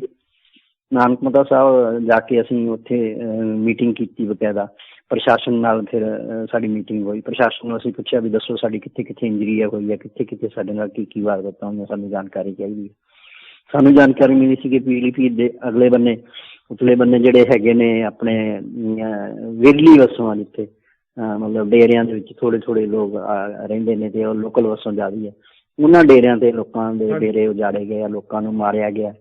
ਤੇ 1-2 ਥਾਵਾਂ ਤੋਂ ਇਹ ਵੀ ਖਬਰਾਂ ਆਈਆਂ ਵੀ ਉਹ ਜਿਹੜੇ ਉਹਨਾਂ ਦੇ ਵੱਡੇ ਜੀ ਸੀਗੇ ਉਹ ਤਾਂ ਮਾਰ ਦਿੱਤੇ ਗਏ ਤੇ ਬੱਚੇ ਕਿਤੇ ਆਂਢੀਆਂ ਗੁਆਂਢੀਆਂ ਦੇ ਘਰੇ ਉਹਨਾਂ ਨੇ ਸ਼ਰਨ ਲਈ ਸੀ ਤੇ ਉਹ ਹੁਣ ਪੁਲਿਸ ਦੀ ਪ੍ਰੋਟੈਕਸ਼ਨ 'ਚ। ਤੇ ਅਸੀਂ ਕਿਹਾ ਵੀ ਉਹ ਬੱਚੇ ਸਾਨੂੰ ਦਿਓ, ਜਿਹੜੇ ਬੱਚੇ ਤੁਹਾਡੀ ਪ੍ਰੋਟੈਕਸ਼ਨ 'ਤੇ, ਜਿਨ੍ਹਾਂ ਨਾਲ ਇਹ ਵਾਰਦਾਤਾਂ ਹੋਈਆਂ ਸਾਨੂੰ ਉਹਨਾਂ ਥਾਵਾਂ 'ਤੇ ਜਾਣ ਦਿਓ।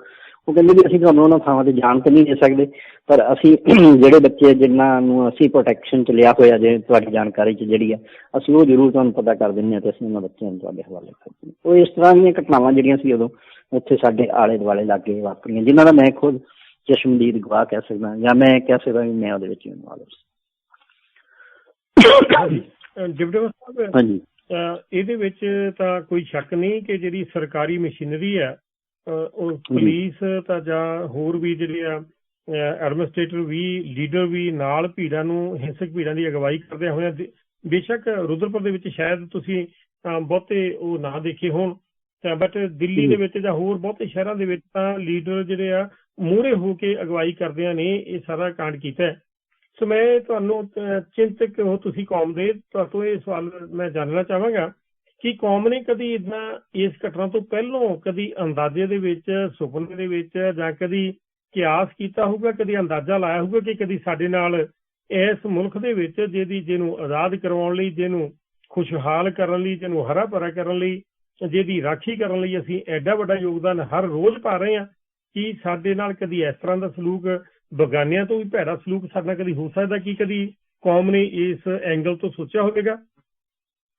ਮੇਰਾ ਖਿਆਲ ਹੈ ਜੀ, ਸਾਡਾ ਜਿਹੜਾ ਇਸ ਤਰ੍ਹਾਂ ਦੀ ਸੋਚ ਸੀ ਨਾ, ਅਸਲ ਵਿੱਚ ਵੀ ਅਸੀਂ ਤਾਂ ਆਪਣੇ ਆਪ ਨੂੰ ਬਹੁਤ ਮਾਣ ਮਹਿਸੂਸ ਕਰਦੇ ਸੀ ਕਿ ਅਸੀਂ ਇਸ ਦੇਸ਼ ਵਾਸਤੇ ਬਹੁਤ ਕੀਤਾ, ਵੀ ਜੇ ਸਹੀ ਮਾਇਨੇ 'ਚ ਇਸ ਦੇਸ਼ ਦੀ ਆਜ਼ਾਦੀ ਵਿੱਚ ਜੇ ਅਸੀਂ ਗਿਣਤੀ ਦੇ ਪੱਖੋਂ ਅਸੀਂ ਆਪਦਾ ਯੋਗਦਾਨ ਸਮਝਦੇ ਸੀ, ਤੇ ਸਭ ਤੋਂ ਵੱਧ ਸਾਡਾ ਯੋਗਦਾਨ ਸੀ। ਪਾਕਿਸਤਾਨ ਵਿੱਚੋਂ ਜਿਹੜੇ ਅਸੀਂ ਜੋ ਕੁਛ ਅਸੀਂ ਪਾਕਿਸਤਾਨ ਵਿੱਚ ਛੱਡ ਕੇ ਆਏ, ਆਪਣੀਆਂ ਜਗੀਰਾਂ ਛੱਡ ਕੇ ਆਏ, ਘਰ ਛੱਡ ਕੇ ਆਏ, ਇੱਥੋਂ ਤੱਕ ਕਿ ਆਪਣੀਆਂ ਇੱਜ਼ਤਾਂ ਵੀ ਲੁਟਾਈਆਂ, ਬਹੂ ਬੇਟੀਆਂ ਦੀਆਂ, ਬਹੁਤ ਸਾਰਿਆਂ ਪਰਿਵਾਰਾਂ ਨੇ ਆਪਣੀਆਂ ਬੱਚੀਆਂ ਆਪਣੇ ਹੱਥੀਂ ਕਤਲ ਕੀਤੀਆਂ, ਤੇ ਇੰਨਾ ਕੁਛ ਅਸੀਂ ਕਰਕੇ ਅਸੀਂ ਸਮਝਦੇ ਸੀ ਅਸੀਂ ਦੇਸ਼ ਦੇ ਸਿਰ ਬਹੁਤ ਵੱਡਾ ਅਹਿਸਾਨ ਕੀਤਾ। ਤੇ ਇਹ ਸਾਡੀ ਜਿਹੜੀ ਸੋਚ ਸੀ, ਉਹ ਸਾਨੂੰ ਜਿਹੜਾ ਸੀਗਾ ਉਹ ਅਸੀਂ ਵਾਰ-ਵਾਰ ਜਦੋਂ ਇਹ ਗੱਲ ਕਰਦੇ ਸੀ, ਇਹ ਇਸ ਦੇਸ਼ ਦੇ ਹੁਕਮਰਾਨਾਂ ਨੂੰ ਵਾਰਾ ਨਹੀਂ ਸੀ ਖਾਂਦੇ। ਇਹਨਾਂ ਨੂੰ ਲੱਗਦਾ ਸੀਗਾ ਵੀ ਜਿਵੇਂ ਕਈ ਵਾਰੀ ਹੁੰਦਾ, ਆਪਾਂ ਆਮ ਦੇਖਦੇ ਹਾਂ ਵੀ ਜਿਸ ਕਿਸੇ ਬੰਦੇ ਤੇ ਤੁਸੀਂ ਬਹੁਤ ਵੱਡੇ ਅਹਿਸਾਨ ਚੜਾ ਦਿਓ ਤੇ ਉਹਨੂੰ ਲੱਗਦਾ ਹੋਵੇ ਵੀ ਮੈਂ ਜ਼ਿੰਦਗੀ 'ਚ ਇਹ ਅਹਿਸਾਨ ਵਾਪਸ ਨਹੀਂ ਕਰ ਸਕਦਾ, ਤੇ ਫਿਰ ਉਹ ਇਸ ਤਰ੍ਹਾਂ ਦਾ ਕੋਈ ਰਿਐਕਸ਼ਨ ਕਰੇਗਾ ਜਾਂ ਇਸ ਤਰ੍ਹਾਂ ਦੀ ਕਹਾਣੀ ਘੜੇਗਾ ਕਿ ਇਹ ਮੇਰੇ ਮਗਰੋਂ ਲੈ ਜਾਏ। ਤੇ ਮੈਨੂੰ ਲੱਗਦਾ ਕਿ ਇਸ ਦੇਸ਼ ਦੇ ਜਿਹੜੇ ਲੋਕ ਨੇ, ਇਹਨਾਂ ਨੂੰ ਆਪਾਂ ਆਖਿਰਕਾਰ ਨਹੀਂ ਕਹਿ ਸਕਦੇ ਕਿ ਇਹਨਾਂ ਨੇ ਇਹੋ ਜਿਹਾ ਕੁਛ ਸੋਚਿਆ ਵੀ ਅਸੀਂ ਇਹਨਾਂ ਦੀ ਦੇਣ ਤੇ, ਇਹਨਾਂ ਦਾ ਦੇਣ ਤੇ ਅਸੀਂ ਨਹੀਂ ਦੇ ਸਕਦੇ, ਤੇ ਨਾ ਅਸੀਂ ਇਹਨਾਂ ਦੇ ਬਰਾਬਰ ਤੁਰ ਸਕਦੇ। ਤੇ ਕੋਈ ਇਹੋ ਜਿਹੀ ਕਹਾਣੀ ਖੜੋ ਕਿ ਸਾਰੀ ਜ਼ਿੰਦਗੀ ਲਈ ਆਪਾਂ ਨਾਲੇ ਤਾਂ ਇਹਨਾਂ ਨੂੰ, ਜਾਂ ਤਾਂ ਇਹਨਾਂ ਨੂੰ ਮਗਰੋਂ ਲਾ ਦਿਓ, ਤੇ ਜਾਂ ਇਹਨਾਂ ਨੂੰ ਇੰਨਾ ਡਿਮੋਰਲਾਈਜ਼ ਕਰ ਦਿਓ ਕਿ ਇਹ ਸਾਡੀ ਗੁਲਾਮੀ ਤਸਲੀਮ ਕਰ ਲੈਣ। ਕਿਉਂਕਿ ਆਪਾਂ ਇਹ ਲੋਕ ਤਾਂ 1200 ਸਾਲ ਬਾਅਦ ਆਜ਼ਾਦ ਹੋਏ, ਤੇ ਅਸੀਂ ਤਾਂ 40 ਸਾਲ ਰਾਜ ਕੀਤਾ ਜੀ। ਮੁਗਲਾਂ ਤੋਂ ਰਾਜ ਅਸੀਂ ਲਿਆ ਸੀਗਾ, ਇਹਨਾਂ ਨੇ ਤਾਂ ਮੁਗਲਾਂ ਤੋਂ ਰਾਜ ਲਿਆ ਨਹੀਂ ਨਾ, ਇਹਨਾਂ ਨੇ ਅੰਗਰੇਜ਼ਾਂ ਤੋਂ ਰਾਜ ਜਿਹੜਾ ਲਿਆ, ਜਿਹੜਾ ਅੰਗਰੇਜ਼ਾਂ ਤੋਂ ਰਾਜ, ਉਹਦੇ ਵਿੱਚ ਵੀ ਇਹਨਾਂ ਦੀ ਕੀ ਕੰਟਰੀਬਿਊਸ਼ਨ। ਇਹਨਾਂ ਨੇ ਜਿਹੜੀਆਂ ਅੱਜ ਦੇਖੋ ਜੀ, ਜਿਹੜੇ ਲੋਕ ਰਾਜ ਕਰਦੇ ਨੇ, ਇਤਿਹਾਸ ਉਹਨਾਂ ਦਾ ਹੁੰਦਾ, ਸਾਡਾ ਇਤਿਹਾਸ ਜਿਹੜਾ ਅੱਜ ਕਿਤੇ ਵੀ ਨਹੀਂ ਹੈਗਾ। ਇਹਨਾਂ ਦੇ ਜਿਹੜੇ ਬੰਦੇ ਕਿਤੇ ਮਤਲਬ ਜੰਗਲ ਪਾਣੀ ਗਏ ਵੀ ਫੜੇ ਗਏ, ਪੁਲਿਸ ਨੇ ਫੜ ਲਏ ਤੇ ਉਹ ਸੁਤੰਤਰਤਾ ਨਹੀਂ ਹੋ ਗਏ। ਅੱਜ ਇਹਨਾਂ ਦਾ ਇਤਿਹਾਸ ਇਹ ਸ਼ਿੰਗਾਰ ਕੇ ਬਣਾਈ ਜਾਂਦੇ ਆ, ਕੱਢ ਕੇ ਕਬਰਾਂ ਚੋਂ ਪੱਟ ਕੇ ਲਿਆਉਂਦੇ ਨੇ ਮੁਰਦੇ, ਔਰ ਜਿਹੜੇ ਬੰਦਿਆਂ ਨੇ ਮਾਫੀਆਂ ਮੰਗੀਆਂ, ਲਿਖਤ ਵਿੱਚ, ਰਿਕਾਰਡ ਵਿੱਚ ਪਈਆਂ, ਉਹਨਾਂ ਬੰਦਿਆਂ ਨੂੰ ਹੀਰੋ ਪ੍ਰੋਜੈਕਟ ਕਰਦੇ ਨੇ, ਤੇ ਜਿਨ੍ਹਾਂ ਬੰਦਿਆਂ ਨੇ ਕੁਰਬਾਨੀਆਂ ਕੀਤੀਆਂ, ਲਾਸਾਨੀ ਕੁਰਬਾਨੀਆਂ ਨੇ ਜਿਨ੍ਹਾਂ, ਉਹਨਾਂ ਦਾ ਜ਼ਿਕਰ ਕਰਨਾ ਵੀ ਇਹਨਾਂ ਨੂੰ ਗਵਾਰਾ ਨਹੀਂ ਹੈਗਾ। ਮਤਲਬ ਉਹਨਾਂ ਦੀ ਹਰ ਥਾਂ ਤੇ ਇਹ ਸੋਚਦੇ ਨੇ ਵੀ ਇਹਨਾਂ ਦੀ ਜਿਹੜੀ ਧੌਣ ਜਿਹੜੀ ਆ ਉਹ ਕਿਵੇਂ ਨੱਪ ਕੇ ਰੱਖੀ ਆ। ਕਿਉਂਕਿ ਇਹ ਅਕਸਰ ਹੀ ਹੁੰਦਾ ਹੈ ਕਿ ਜਿਹੜੇ ਬੰਦੇ, ਕਿਉਂਕਿ ਸਾਡੀ ਕੌਮ ਭਾਵੇਂ ਛੋਟੀ ਆ, ਸਾਡੀਆਂ ਕੁਰਬਾਨੀਆਂ ਬਹੁਤ ਵੱਡੀਆਂ, ਸਾਡੇ ਜਜ਼ਬੇ ਨੂੰ ਜਿਹੜੇ ਹੈ ਵਿਸ਼ਵ ਸਲਾਮ ਕਰਦਾ। ਕਿਉਂਕਿ ਜਿਹੜੀ ਕੌਮ ਘੋੜਿਆਂ ਦੀਆਂ ਕਾਠੀਆਂ ਤੇ ਰਹਿ ਕੇ ਜਿਨ੍ਹਾਂ ਨੇ ਆਜ਼ਾਦੀਆਂ ਲਈਆਂ ਹੋਣ, ਔਰ ਇੰਨੀ ਛੋਟੀ ਉਮਰ ਵਿੱਚ ਜਿਨ੍ਹਾਂ ਦਾ ਐਡਾ ਅਮੀਰ ਇਤਿਹਾਸ ਤੇ ਵਿਰਸਾ ਹੋਵੇ, ਤੇ ਉਹਨੂੰ ਦਬਾਇਆ ਕਿੰਨੇ ਦਿਨ ਜਾ ਸਕਦਾ। ਪਰ ਇਹਨਾਂ ਦੀ ਇਹ ਕੋਸ਼ਿਸ਼ ਸੀਗੀ ਵੀ ਇੰਦਰਾ ਗਾਂਧੀ ਨੇ ਜਦੋਂ ਐਮਰਜੈਂਸੀ ਲਾਈ 1975 ਦੇ ਵਿੱਚ, ਸਾਰੇ ਦੇਸ਼ ਦੇ ਵਿੱਚ ਕਿਤੇ ਕੰਨ ਨਹੀਂ ਹਿਲਾਇਆ, ਕਿਤੇ ਕਹਿੰਦੇ ਕੌਣ ਦੇ ਲੀਡਰ ਨੇ, ਸਾਰੇ ਚੁੱਕੇ ਉਹਨੇ ਅੰਦਰ ਦਿੱਤੇ। ਸਿੱਖ ਲੀਡਰ ਅੰਦਰ ਗਿਆ ਸੀ, ਪਰ ਸਿੱਖਾਂ ਦੇ ਲੀਡਰਾਂ ਨੇ ਅੰਦਰ ਜਾਣ ਦੇ ਬਾਵਜੂਦ ਵੀ ਜਿੰਨਾ ਚਿਰ ਦੇਸ਼ ਦੇ ਵਿੱਚ ਐਮਰਜੈਂਸੀ ਰਹੀ, ਲਗਾਤਾਰ ਉਹਦਾ ਵਿਰੋਧ ਜਾਰੀ ਰੱਖਿਆ। ਜਿੱਥੇ 5 ਬੰਦੇ ਇਕੱਠੇ ਹੋਣ ਦੀ ਪਾਬੰਦੀ ਸੀ, ਉੱਥੇ 5,000, 10,000, 50,000 ਦੇ ਇਕੱਠ ਜਿਹੜੇ ਕਰਕੇ ਇਹਦੀ ਐਮਰਜੈਂਸੀ ਦੀਆਂ ਧਰਜੀਆਂ ਉਡਾਈਆਂ। ਔਰ ਇਹ ਗੱਲ ਇਹਨੂੰ ਵਾਰ-ਵਾਰ ਅਹਿਸਾਸ ਕਰਾਇਆ ਵੀ ਸਾਰਾ ਦੇਸ਼ ਤੇਰੀ ਗੁਲਾਮੀ ਮੰਨ ਲੈ, ਪਰ ਸਿੱਖ ਤੇਰੀ ਗੁਲਾਮੀ ਨਹੀਂ ਮੰਨਦੇ। ਸ਼ਾਇਦ ਇਹੀ ਰੜਕ ਸੀ ਇਹਦੇ ਵਿੱਚ, ਇਹ ਤਕਲੀਫ ਸੀ ਜਿਹੜੀ ਇਹ ਕੱਢਣਾ ਚਾਹੁੰਦੀ ਸੀ, ਔਰ ਇਹਦੀ ਇਹ ਤਿਆਰੀ ਸੀਗੀ। ਪਰ ਉਹ ਬਦਕਿਸਮਤੀ ਨਾਲ ਕਹੋ ਵੀ ਉਹਦੀ ਬਦਕਿਸਮਤੀ ਜਾਂ ਸਾਡੀ ਬਦਕਿਸਮਤੀ ਕਹੋ ਕਿ ਇਹ ਉਹਨੂੰ ਤੇ ਮੌਕਾ ਨਹੀਂ ਮਿਲਿਆ ਕਰਨ ਦਾ। ਉਹਨੇ ਤੇ ਜਿਹੜਾ ਉਹ ਹਮਲਾ ਕੀਤਾ ਦਰਬਾਰ ਸਾਹਿਬ ਤੇ ਉਸ ਹਮਲੇ ਤੋਂ ਬਾਅਦ ਹੀ ਉਹ ਇੰਨੀ ਡਰ ਗਈ ਸੀ ਕਿ ਉਹਨੂੰ ਲੱਗਿਆ ਵੀ ਮੈਂ ਬਹੁਤ ਵੱਡਾ ਗੁਨਾਹ ਕਰ ਬੈਠੀ। ਪਰ ਉਹ ਤਿਆਰੀ ਜਿਹੜੀ ਸੀਗੀ ਉਹਦੀ ਲੀਡਰਸ਼ਿਪ ਦੇ ਵਿੱਚ ਜਿਹੜੀ ਗੱਲ ਸੀਗੀ ਜਿਹੜੀ ਉਹਦੇ ਦਿਲ ਦੀਆਂ ਇੱਛਾਵਾਂ ਜਿਹੜੇ ਲੋਕ ਜਾਣਦੇ ਸੀ ਵੀ ਸਾਡੀ ਲੀਡਰ ਦੀ ਇੱਛਾ ਕੀ ਸੀਗੀ, ਉਹ ਜਿਹੜੀ ਇੱਛਾ ਪੂਰੀ ਕਰਨ ਵਿੱਚ ਜਿਹੜੀ ਉਹਦੀ ਮਗਰਲੀ ਲੀਡਰਸ਼ਿਪ ਨੇ ਜਿਹੜੀ ਸਾਰੀ ਕਹਾਣੀ ਕੀਤੀ, ਜਿਹੜੀ ਸਾਡੀ ਕੌਮ ਦੀ ਨਸਲਕੁਸ਼ੀ ਕਰਨ ਵਿੱਚ ਇੰਦਰਾ ਗਾਂਧੀ ਤੋਂ ਬਾਅਦ ਜਿਹੜੇ ਰਾਜੀਵ ਦੇ ਮੂੰਹ ਲੱਗੇ ਲੋਕ ਸੀ, ਜਿਹੜੇ ਕਾਂਡ ਉਹਨਾਂ ਨੇ ਵਰਤਾਏ, ਉਹ ਨਿਸ਼ਚਿਤ ਤੌਰ ਤੇ ਵਿਸ਼ਵ ਇਤਿਹਾਸ ਦੇ ਵਿੱਚ ਜਿਹੜੇ ਨੇ ਉਹ ਮੇਰੇ ਖਿਆਲ ਬਹੁਤ ਕਿਤੇ ਘੱਟ ਹੋਣਗੀਆਂ ਹੋਈਆਂ ਥਾਵਾਂ। ਜਿਵੇਂ ਆਪਾਂ ਜੂਸ ਦਾ ਨਸਲਕੁਸ਼ੀ ਕਹਿ ਸਕਦੇ ਹਾਂ ਵੀ ਜਿਹੜੀ ਹੋਈ, ਉਸ ਤੋਂ ਬਾਅਦ ਜਿਹੜੀ ਹੈ ਇਹ ਸਭ ਤੋਂ ਛੋਟੀ ਕੌਮ ਦੇ ਨਾਲ ਜੋ ਕੁਛ ਵਾਪਰਿਆ, ਮੈਂ ਸਮਝਦਾ ਵੀ ਇਹ ਵਿਸ਼ਵ ਇਤਿਹਾਸ ਦੇ ਵਿੱਚ ਇਹ ਸਿੱਖ ਕੌਮ ਹੀ ਇਹੋ ਜਿਹੀ ਜਿਹੜੀ ਆਪਣੇ ਦੇਸ਼ ਦੇ ਵਿੱਚ ਆਪਣੇ ਲੋਕਾਂ ਦੇ ਹੱਥੋਂ ਇਸ ਤਰ੍ਹਾਂ ਦੀ ਮਾਰ ਨਹੀਂ ਪਾਈ। ਜੀ ਬਿਲਕੁਲ ਡਿਪਟੀ ਸਾਹਿਬ, ਇਸ ਗੱਲ ਤੋਂ ਇੱਕ ਗੱਲ ਚੇਤੇ ਆਉਂਦੀ ਹੈ, ਪਾਕਿਸਤਾਨ ਦੇ ਬੜੇ ਹੀ ਮਸ਼ਹੂਰ ਇੱਕ ਸ਼ਾਇਰ ਹੋਏ ਨੇ ਅਫਜ਼ਲ ਰੰਧਾਵਾ ਸਾਹਿਬ, ਉਹਨਾਂ ਨੇ ਆਪਣੀ ਜਿਹੜੀ ਕਵਿਤਾ ਹੈ ਉਸ ਦੇ ਵਿੱਚ ਜ਼ਿਕਰ ਵੀ ਕੀਤਾ ਹੈ ਕਿ ਦੁਸ਼ਮਣ ਨੇ 5 ਸਦੀਆਂ ਦਾ ਜਿਹੜਾ ਵੈਰ ਆ ਉਹ ਕੱਢਿਆ, ਜਿਹੜਾ 1984 ਦੇ ਵਿੱਚ, ਪਹਿਲੇ ਜੂਨ 1984 ਦੇ ਵਿੱਚ ਦਰਬਾਰ ਸਾਹਿਬ ਤੇ ਹੋਰ ਇਤਿਹਾਸਕ ਗੁਰਦੁਆਰਿਆਂ ਦੇ ਉੱਤੇ ਹਮਲਾ ਕੀਤਾ ਜਾਂਦਾ ਬੜੀ ਗਿਣੀ ਮਿਥੀ ਸਾਜ਼ਿਸ਼ ਦੇ ਨਾਲ, ਤੇ ਫਿਰ ਉਸ ਤੋਂ ਬਾਅਦ ਨਵੰਬਰ 1984 ਦੇ ਵਿੱਚ ਦਿੱਲੀ ਅਤੇ ਹੋਰ ਵੱਡੇ ਸ਼ਹਿਰਾਂ ਦੇ ਵਿੱਚ ਸਿੱਖ ਜਿਹੜਾ ਕਤਲੇਆਮ ਹੈ ਬੜੀ ਵੈਲ ਪਲੈਨਡ ਤਰੀਕੇ ਦੇ ਨਾਲ ਕੀਤਾ ਜਾਂਦਾ। ਕਿਉਂਕਿ ਜਿੰਨਾ ਤੁਹਾਡੇ ਕੋਲ ਇਸ ਚੀਜ਼ ਦਾ ਨੌਲੇਜ ਹੈ, ਐਕਸਪੀਰੀਅੰਸ ਵੀ ਤੁਸੀਂ ਹੰਢਾਇਆ ਆਪਣੇ ਪਿੰਡੇ ਦੇ ਉੱਤੇ, ਇਸ ਜਿਹੜੀ ਨਸਲਕੁਸ਼ੀ ਨੂੰ ਤੁਸੀਂ ਦਿਲ 'ਚ ਰੱਖਦਿਆਂ ਤੁਸੀਂ ਕੁਝ ਕਿਤਾਬਾਂ ਵੀ ਲਿਖੀਆਂ, ਆਪਾਂ ਉਹਨਾਂ ਦੇ ਬਾਰੇ ਵੀ ਗੱਲਬਾਤ ਕਰਾਂਗੇ।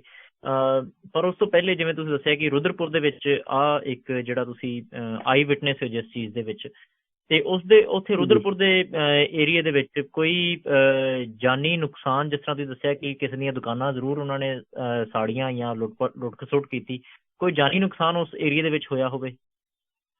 ਹਾਂਜੀ, ਸਾਡੇ ਤੋਂ ਮੁਸ਼ਕਿਲ ਨਾਲ 40 ਕਿਲੋਮੀਟਰ ਅੱਗੇ ਪੈ ਜਾਂਦਾ ਜੀ ਪੀਲੀਭੀਤ ਦਾ ਏਰੀਆ, ਖਟੀਮਾ ਦਾ ਏਰੀਆ, ਜਿੱਥੇ ਜਾਨੀ ਨੁਕਸਾਨ ਹੋਇਆ ਲੋਕਾਂ ਦਾ।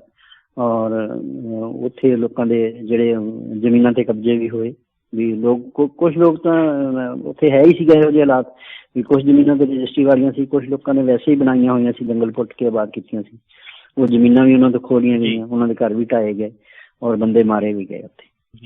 ਤੇ ਸਾਡੇ ਰੁਦਰਪੁਰ ਏਰੀਆ 'ਚ ਕਿਉਂਕਿ ਇਸ ਕਰਕੇ ਇੱਥੇ ਅਸੀਂ ਸਮਝਦੇ ਹਾਂ ਵੀ ਅਸੀਂ ਇਹਨਾਂ ਦੇ ਬਰਾਬਰ ਦੇ ਸੀਗੇ ਇੱਥੇ, ਤੇ ਜਿਹੜਾ ਸੀਗਾ ਇਸ ਕਰਕੇ ਇਹਨਾਂ ਤੋਂ ਇੰਨਾ ਕੁਛ ਨਹੀਂ ਕੀਤਾ ਗਿਆ, ਜਾਂ ਇਹ ਸਮਝ ਲਓ ਵੀ ਇਹ ਉਸ ਤਰੀਕੇ ਨਾਲ ਪਲੈਨਿੰਗ ਦੇ ਨਾਲ ਆਪਣੀ ਨੇਪਰੇ ਨਹੀਂ ਚੜਾ ਸਕੇ ਜਿਸ ਤਰ੍ਹਾਂ ਇਹਨਾਂ ਨੇ ਦਿੱਲੀ, ਕਾਨਪੁਰ ਔਰ ਇੱਧਰ ਬੋਕਾਰੋ ਦੇ ਵਿੱਚ ਜੋ ਕੁਛ ਇਹਨਾਂ ਨੇ ਕੀਤਾ। ਕਾਨਪੁਰ 'ਚ ਬਹੁਤ ਵੱਡਾ ਹੋਇਆ ਜੀ, ਉੱਥੇ ਬੜੇ ਵੱਡੇ ਪੱਧਰ 'ਤੇ ਕਤਲ ਹੋਇਆ। ਤਾਂ ਯੂਪੀ, ਉਹ ਵੀ ਇੱਕ ਯੂਪੀ ਦਾ ਸ਼ਹਿਰ ਆ, ਵੱਡੀ ਸਿੱਖ ਵਸੋਂ ਉੱਥੇ ਜਿਹੜੀ ਆ ਉਹ ਡਿਸਟਰਬ ਹੋਈ ਔਰ ਬਹੁਤ ਸਾਰੇ ਕਤਲਾਮ ਹੋਏ, ਬਹੁਤ ਸਾਰੀਆਂ ਉਹਨਾਂ ਦੀਆਂ ਜਾਇਦਾਦਾਂ ਗਈਆਂ ਔਰ ਬਹੁਤ ਸਾਰੇ ਉੱਥੇ ਇਸ ਤਰ੍ਹਾਂ ਦੇ ਹਾਦਸੇ ਹੋਏ ਜਿਵੇਂ ਬਲਾਤਕਾਰ ਕਰਕੇ।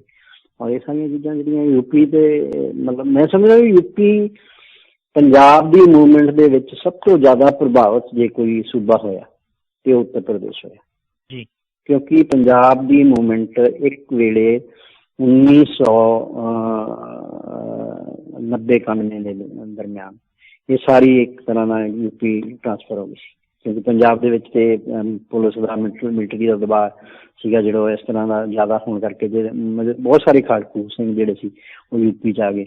ਇੱਥੇ ਵੀ ਆ ਕੇ ਉਹਨਾਂ ਨੇ ਇਸ ਤਰ੍ਹਾਂ ਦੀਆਂ ਵਾਰਦਾਤਾਂ ਹੋਈਆਂ ਤੇ ਯੂਪੀ ਇਹਨਾਂ ਦੇ ਟਾਰਗੇਟ ਤੇ ਰਿਹਾ, ਕਿਉਂਕਿ ਯੂਪੀ ਦੇ ਵਿੱਚ ਦੋ ਚੀਜ਼ਾਂ ਸੀਗੀਆਂ। ਇੱਕ ਤਾਂ ਯੂਪੀ ਦੀ ਵਸੋਂ ਜਿਹੜੀ ਸੀਗੀ ਜੀ ਇਹ ਬੜੀ ਖੁਸ਼ਹਾਲ ਵਸੋਂ ਸੀਗੀ, ਇੱਥੇ ਸਿੱਖਾਂ ਨੇ ਬਹੁਤ ਮਿਹਨਤ ਕੀਤੀ ਜਦੋਂ ਇਹ ਉੱਜੜ ਕੇ ਆਏ ਪਾਕਿਸਤਾਨ ਤੋਂ, ਤੇ ਇਹਨਾਂ ਨੂੰ ਇਹ ਉਸ ਦੇ ਬਦਲੇ ਇਹਨਾਂ ਨੂੰ ਯੂਪੀ ਜ਼ਮੀਨਾਂ ਅਲਾਟ ਹੋਈਆਂ ਤੇ ਇਹਨਾਂ ਲੋਕਾਂ ਨੇ ਬਹੁਤ ਵੱਡੀ ਮਿਹਨਤ ਕਰਕੇ ਜ਼ਮੀਨਾਂ ਆਬਾਦ ਕੀਤੀਆਂ, ਜੰਗਲ ਪੁੱਟੇ। ਪਰ ਉਸ ਦੌਰ ਦੇ ਵਿੱਚ ਜਦੋਂ ਹੁਣ ਤਬਾਹੀ ਦਾ ਦੌਰ ਸਾਡਾ ਆਇਆ, ਉਦੋਂ ਸਿੱਖ ਜਿਹੜੇ ਸੀ ਵੈਲ ਸਟੈਬਲਿਸ਼ ਸੀਗੇ ਔਰ ਸੂਬੇ ਦੇ ਵਿੱਚ ਜਿਹੜੀ ਦੂਸਰੀ ਵਸੋਂ ਸੀ ਉਹਨਾਂ ਦੇ ਮਨ ਵਿੱਚ ਕਿਤੇ ਨਾ ਕਿਤੇ ਇਹ ਰੜਕ ਸੀਗੀ ਕਿ ਇਹ ਬਾਹਰੋਂ ਆ ਕੇ ਸਾਡਾ ਸਾਰਾ ਸਾਂਭ ਕੇ ਬੈਠੇ ਆ ਕਿ ਅਸੀਂ ਇਹਨਾਂ ਦੇ ਗੁਲਾਮ। ਇਸ ਚੀਜ਼ ਦਾ ਫਾਇਦਾ ਪ੍ਰਸ਼ਾਸਨ ਨੇ ਉਠਾਇਆ, ਇਸੇ ਚੀਜ਼ ਦਾ ਫਾਇਦਾ ਰਾਜਨੀਤਿਕ ਲੋਕਾਂ ਨੇ ਉਠਾਇਆ ਤੇ ਇਸੇ ਕਰਕੇ ਇਹ ਲੋਕ ਜਿਹੜੇ ਸੀਗੇ ਇਹਨਾਂ ਨੇ ਨਿੱਜੀ ਖੇਡ ਕੱਢਣ ਵਾਂਗੂ, ਕਿਉਂਕਿ ਆਰਗੇਨਾਈਜ਼ਰ ਜਿਹੜੇ ਸੀਗੇ ਉਹ ਤਾਂ ਹੈਗੇ ਸੀਗੇ। ਮਤਲਬ ਸਾਡੇ ਇੱਕ ਇੱਥੇ RSS ਦਾ ਮੁਖੀ ਸੀਗਾ ਚੌਧਰੀ ਰਾਮ ਪਟਨੇਜਾ, ਉਹ ਬੇਸਿਕਲੀ ਰਾਜਸਥਾਨ ਦਾ ਹੀ ਰਹਿਣ ਵਾਲਾ ਸੀਗਾ। ਉਹਨਾਂ ਨੇ ਵੀ ਬਹੁਤ ਮਤਲਬ ਇਸ ਤਰ੍ਹਾਂ ਦਾ ਜ਼ਹਿਰ ਇੱਥੇ ਉਗਲਿਆ ਸਿੱਖਾਂ ਦੇ ਖਿਲਾਫ, ਤੇ ਇਹੋ ਜਿਹਾ ਮਾਹੌਲ ਕ੍ਰੀਏਟ ਕੀਤਾ। ਪਰ ਸਿੱਖਾਂ ਨੇ ਮਾਕੂਲ ਜਵਾਬ ਦਿੱਤਾ ਇੱਥੇ ਬਾਹਰ ਤਾਂ। ਜਿਸ ਤਰ੍ਹਾਂ ਤੁਸੀਂ ਲਹਿਰ ਦੀ ਗੱਲ ਕੀਤੀ ਹੈ, ਸਤਨਾਮ ਸਿੰਘ ਸੱਤਾ ਸ਼ੀਨਾ ਕਰਕੇ ਜਿਹੜਾ ਸਿੰਘ ਹੋਇਆ, ਤੋ ਬੜੇ ਪੰਜਾਬ ਦੇ ਵਿੱਚ ਉਹਨਾਂ ਦਾ ਨਾਂ ਬੋਲਦਾ ਰਿਹਾ ਔਰ ਵੱਡੇ ਵੱਡੇ ਕਾਰਨਾਮੇ ਉਹ ਸਿੰਘ ਨੇ ਕੀਤੇ ਨੇ। ਬੜਾ ਮਾਣ ਹੈ ਸਾਰੀ ਸਿੱਖ ਕੌਮ ਨੂੰ ਉਹਦੇ ਉੱਤੇ।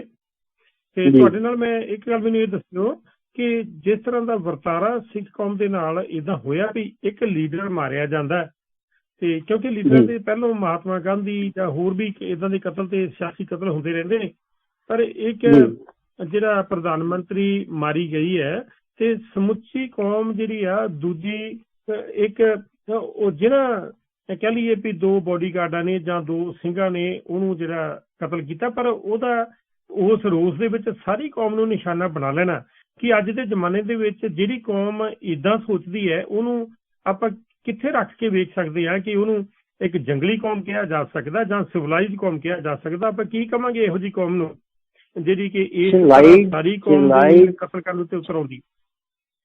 ਸਿਵਲਾਈਜ਼ਡ ਤਾਂ ਦੇਖੋ ਜੀ 1984 ਤੋਂ ਬਾਅਦ 32 ਸਾਲ ਲੰਘੇ, ਸਿਵਲਾਈਜ਼ਡ ਤੇ ਅੱਜ ਵੀ ਨਹੀਂ ਹੋਏ। ਅੱਜ ਵੀ ਹੁਣ ਤੁਸੀਂ ਦੇਖੋ ਇਹ ਲਗਾਤਾਰ ਹੀ ਇਹਨਾਂ ਦਾ ਪ੍ਰੋਗਰਾਮ ਕਿਤੇ ਨਾ ਕਿਤੇ ਬਣਿਆ ਰਹਿੰਦਾ, ਕਦੀ ਸਿੱਖ ਨਿਸ਼ਾਨੇ ਤੇ, ਕਦੀ ਮੁਸਲਮਾਨ ਨਿਸ਼ਾਨੇ ਤੇ। ਇਹ ਤਾਂ ਮਤਲਬ ਇਹਨਾਂ ਦੇ ਦਿਲ ਦੇ ਵਿੱਚ ਜਿਹੜਾ ਕਿ ਸੁਪਨਾ ਜਿਹੜਾ ਇਹਨਾਂ ਨੇ ਖੁਆਬ ਜਿਹੜਾ ਪਾਲਦੇ ਨੇ ਹਿੰਦੂ ਰਾਸ਼ਟਰ ਵਾਲਾ, ਉਹਦੇ ਵਿੱਚ ਸਭ ਤੋਂ ਇਹਨਾਂ ਦੇ ਸਾਹਮਣੇ ਵੱਡਾ ਅੜਿੱਕਾ ਤੇ ਸਿੱਖ ਨੇ। ਕਿਉਂਕਿ ਸਿੱਖ ਮੁਸਲਮਾਨਾਂ ਨੂੰ ਤੇ ਇਹ ਕਹਿ ਦਿੰਦੇ ਨੇ ਵੀ ਤੁਸੀਂ ਪਾਕਿਸਤਾਨ ਲੈ ਲਿਆ ਸੀ ਤੇ ਅਸੀਂ ਤਾਂ ਸਗੋਂ ਤੁਹਾਨੂੰ ਇੱਥੇ ਰੱਖਿਆ, ਤੁਹਾਡੇ ਸਿਰ ਸਹਾਨ ਕੀਤਾ ਅਸੀਂ, ਤੇ ਤੁਸੀਂ ਆਪਣੇ ਮੁਲਕ 'ਚ ਜਾਓ। ਤੇ ਸਿੱਖਾਂ ਨੂੰ ਕੀ ਕਹਿਣ? ਸਿੱਖ ਤੇ ਇਸ ਦੇਸ਼ ਦੀ ਆਜ਼ਾਦੀ ਦੇ ਵਿੱਚ ਲੜਾਈ ਵਿੱਚ ਵੀ ਸ਼ਾਮਲ ਹੋਏ, ਤੇ ਸਿੱਖਾਂ ਨੂੰ ਵੱਖਰੀ ਪੇਸ਼ਕਸ਼ ਵੀ ਹੋਈ ਵੱਖਰੇ ਹੋਣ ਦੀ, ਜਿਨ੍ਹਾਂ ਨੇ ਬਹੁਤ ਵੱਡੀਆਂ ਪੇਸ਼ਕਸ਼ ਸਿੱਖਾਂ ਨੂੰ ਕੀਤੀਆਂ, ਪਰ ਸਿੱਖਾਂ ਨੇ ਤਾਂ ਸਭ ਕੁਛ ਠੁਕਰਾ ਕੇ ਇਹਨਾਂ ਦੇ ਨਾਲ ਆਉਣਾ ਸਵੀਕਾਰ ਕੀਤਾ ਸੀ। ਤੇ ਇਹਨਾਂ ਨੂੰ ਸਿਵਲਾਈਜ਼ਡ ਆਪਾਂ ਕਿਵੇਂ ਕਹਿ ਸਕਦੇ ਹਾਂ ਜੀ? ਅੱਜ ਵੀ ਨਹੀਂ ਹੈਗੇ। ਅੱਜ ਵੀ ਇਹਨਾਂ ਦੇ ਦਿਲ ਦੇ ਵਿੱਚ ਇੰਨੀ ਜ਼ਿਆਦਾ ਨਫ਼ਰਤ ਹੈ ਸਿੱਖਾਂ ਦੇ ਪ੍ਰਤੀ ਵੀ ਅੱਜ ਦੇ ਦੌਰ ਦੇ ਵਿੱਚ ਹੁਣ ਜਿਹੜਾ ਨਵਾਂ 3 ਸਾਲ ਦੀ ਜਿਹੜੀ ਨਵੀਂ ਸਰਕਾਰ ਆਈ ਹੈ, ਇਹ ਤਾਂ ਸਿੱਖਾਂ ਨੂੰ ਦੇਖਣਾ ਹੀ ਨਹੀਂ ਚਾਹੁੰਦੇ। ਇਹ ਅੱਜ ਦੇ ਜਿਹੜੇ ਤੁਸੀਂ ਅੱਗੇ ਇੱਕ ਨਾਅਰਾ ਲੱਗਦਾ ਹੁੰਦਾ ਸੀ ਹਿੰਦੂ ਮੁਸਲਿਮ ਸਿੱਖ ਈਸਾਈ, ਤੇ ਹੁਣ ਇਹ ਹਿੰਦੂ ਮੁਸਲਿਮ ਈਸਾਈ ਦਾ ਨਾਅਰਾ ਲਾਉਂਦੇ, ਸਿੱਖ ਦੀ ਤੇ ਗੱਲ ਨਹੀਂ ਕਰਦੇ। ਸਿੱਖ ਨੂੰ ਤਾਂ ਕਹਿੰਦੇ ਵੀ ਇਹ ਤਾਂ ਹਿੰਦੂਆਂ ਦਾ ਪਾਰਟ ਹੈ, ਇਹਨੂੰ ਇਹਦੇ ਵਿੱਚ ਜਜ਼ਬ ਕਰਨਾ ਚਾਹੁੰਦੇ। ਔਰ ਉਹਦੇ ਲਈ ਇੱਕੋ ਇੱਕ ਸੀਗਾ ਕਿ ਇਹਨਾਂ ਨੂੰ ਇੰਨਾ ਜ਼ਿਆਦਾ ਮਾਰਿਆ ਜਾਵੇ, ਇੰਨਾ ਜ਼ਿਆਦਾ ਇਹਨਾਂ ਨੂੰ ਤਬਾਹੀ ਕਰ ਦਿੱਤੀ ਜਾਵੇ ਵੀ ਇਹ ਸਿਰ ਹੀ ਨਾ ਚੁੱਕਣ। ਔਰ ਹੋਇਆ ਵੀ ਇੰਝ। ਹੁਣ ਤੁਸੀਂ ਦੇਖੋ ਵੀ ਪੰਜਾਬ ਦੇ ਵਿੱਚ ਅਸੀਂ ਜਿਹੜੀ ਇਹ ਮੂਵਮੈਂਟ ਚੱਲੀ, ਮੂਵਮੈਂਟ ਦੇ ਵਿੱਚ ਮੈਂ ਸਮਝਦਾ ਵੀ ਜਿਹੜੀ ਮੂਵਮੈਂਟ ਵਾਲਾ ਜਿਹੜਾ ਸਾਡੇ ਸਾਹਮਣੇ ਵਾਰ ਹੋਈ ਹੈ ਨਾ ਜਿਹੜੀ, ਉਹਦਾ ਤੇ ਅਸੀਂ ਹਿਸਾਬ ਬਰਾਬਰ ਕੀਤਾ ਵੀ ਜਿਹਨੇ ਸਾਡੇ ਤੇ ਹਮਲਾ ਕੀਤਾ ਅਸੀਂ ਉਹਦੇ ਤੇ ਹਮਲਾ ਬਰਾਬਰ ਉਹਨੂੰ ਉਹਦੇ ਕੀਤੇ ਦੀ ਸਜ਼ਾ ਦਿੱਤੀ। ਪਰ ਜਿਹੜੀ ਉਦੋਂ ਬਾਅਦ ਹੁਣ ਸਾਡੇ ਨਾਲ ਹੋਈ ਪਿਛਲੇ 10-15 ਸਾਲਾਂ ਦੇ ਵਿੱਚ ਜਿਹੜੀ ਤਬਾਹੀ ਸਾਡੀ ਹੁਣ ਹੋਈ, ਇਹ ਤੇ ਉਸ ਤੋਂ ਬਹੁਤ ਕਿਤੇ ਅੱਗੇ ਨਿਕਲ ਗਈ ਵੀ ਜਿਹੜੀ ਨਸਲਕੁਸ਼ੀ ਹੁਣ ਸਾਡੀ ਹੋਈ ਹੈ ਵੀ ਸਾਡਾ ਪੂਰਾ ਯੂਥ ਜਿਹੜਾ ਹੈ ਉਹਦੇ ਵਿੱਚ ਨਸ਼ੇ ਵਿੱਚ ਚਲਾ ਗਿਆ। ਸਾਡੀਆਂ ਸਾਰੀਆਂ ਸੰਸਥਾਵਾਂ ਜਿਹੜੀਆਂ, ਸਾਡੀ ਸ਼੍ਰੋਮਣੀ ਕਮੇਟੀ, ਸਾਡੇ ਅਕਾਲ ਤਖਤ, ਸਾਡੀ ਅਕਾਲੀ ਦਲ, ਸਭ ਖਤਮ ਕਰ ਦਿੱਤਾ ਗਿਆ।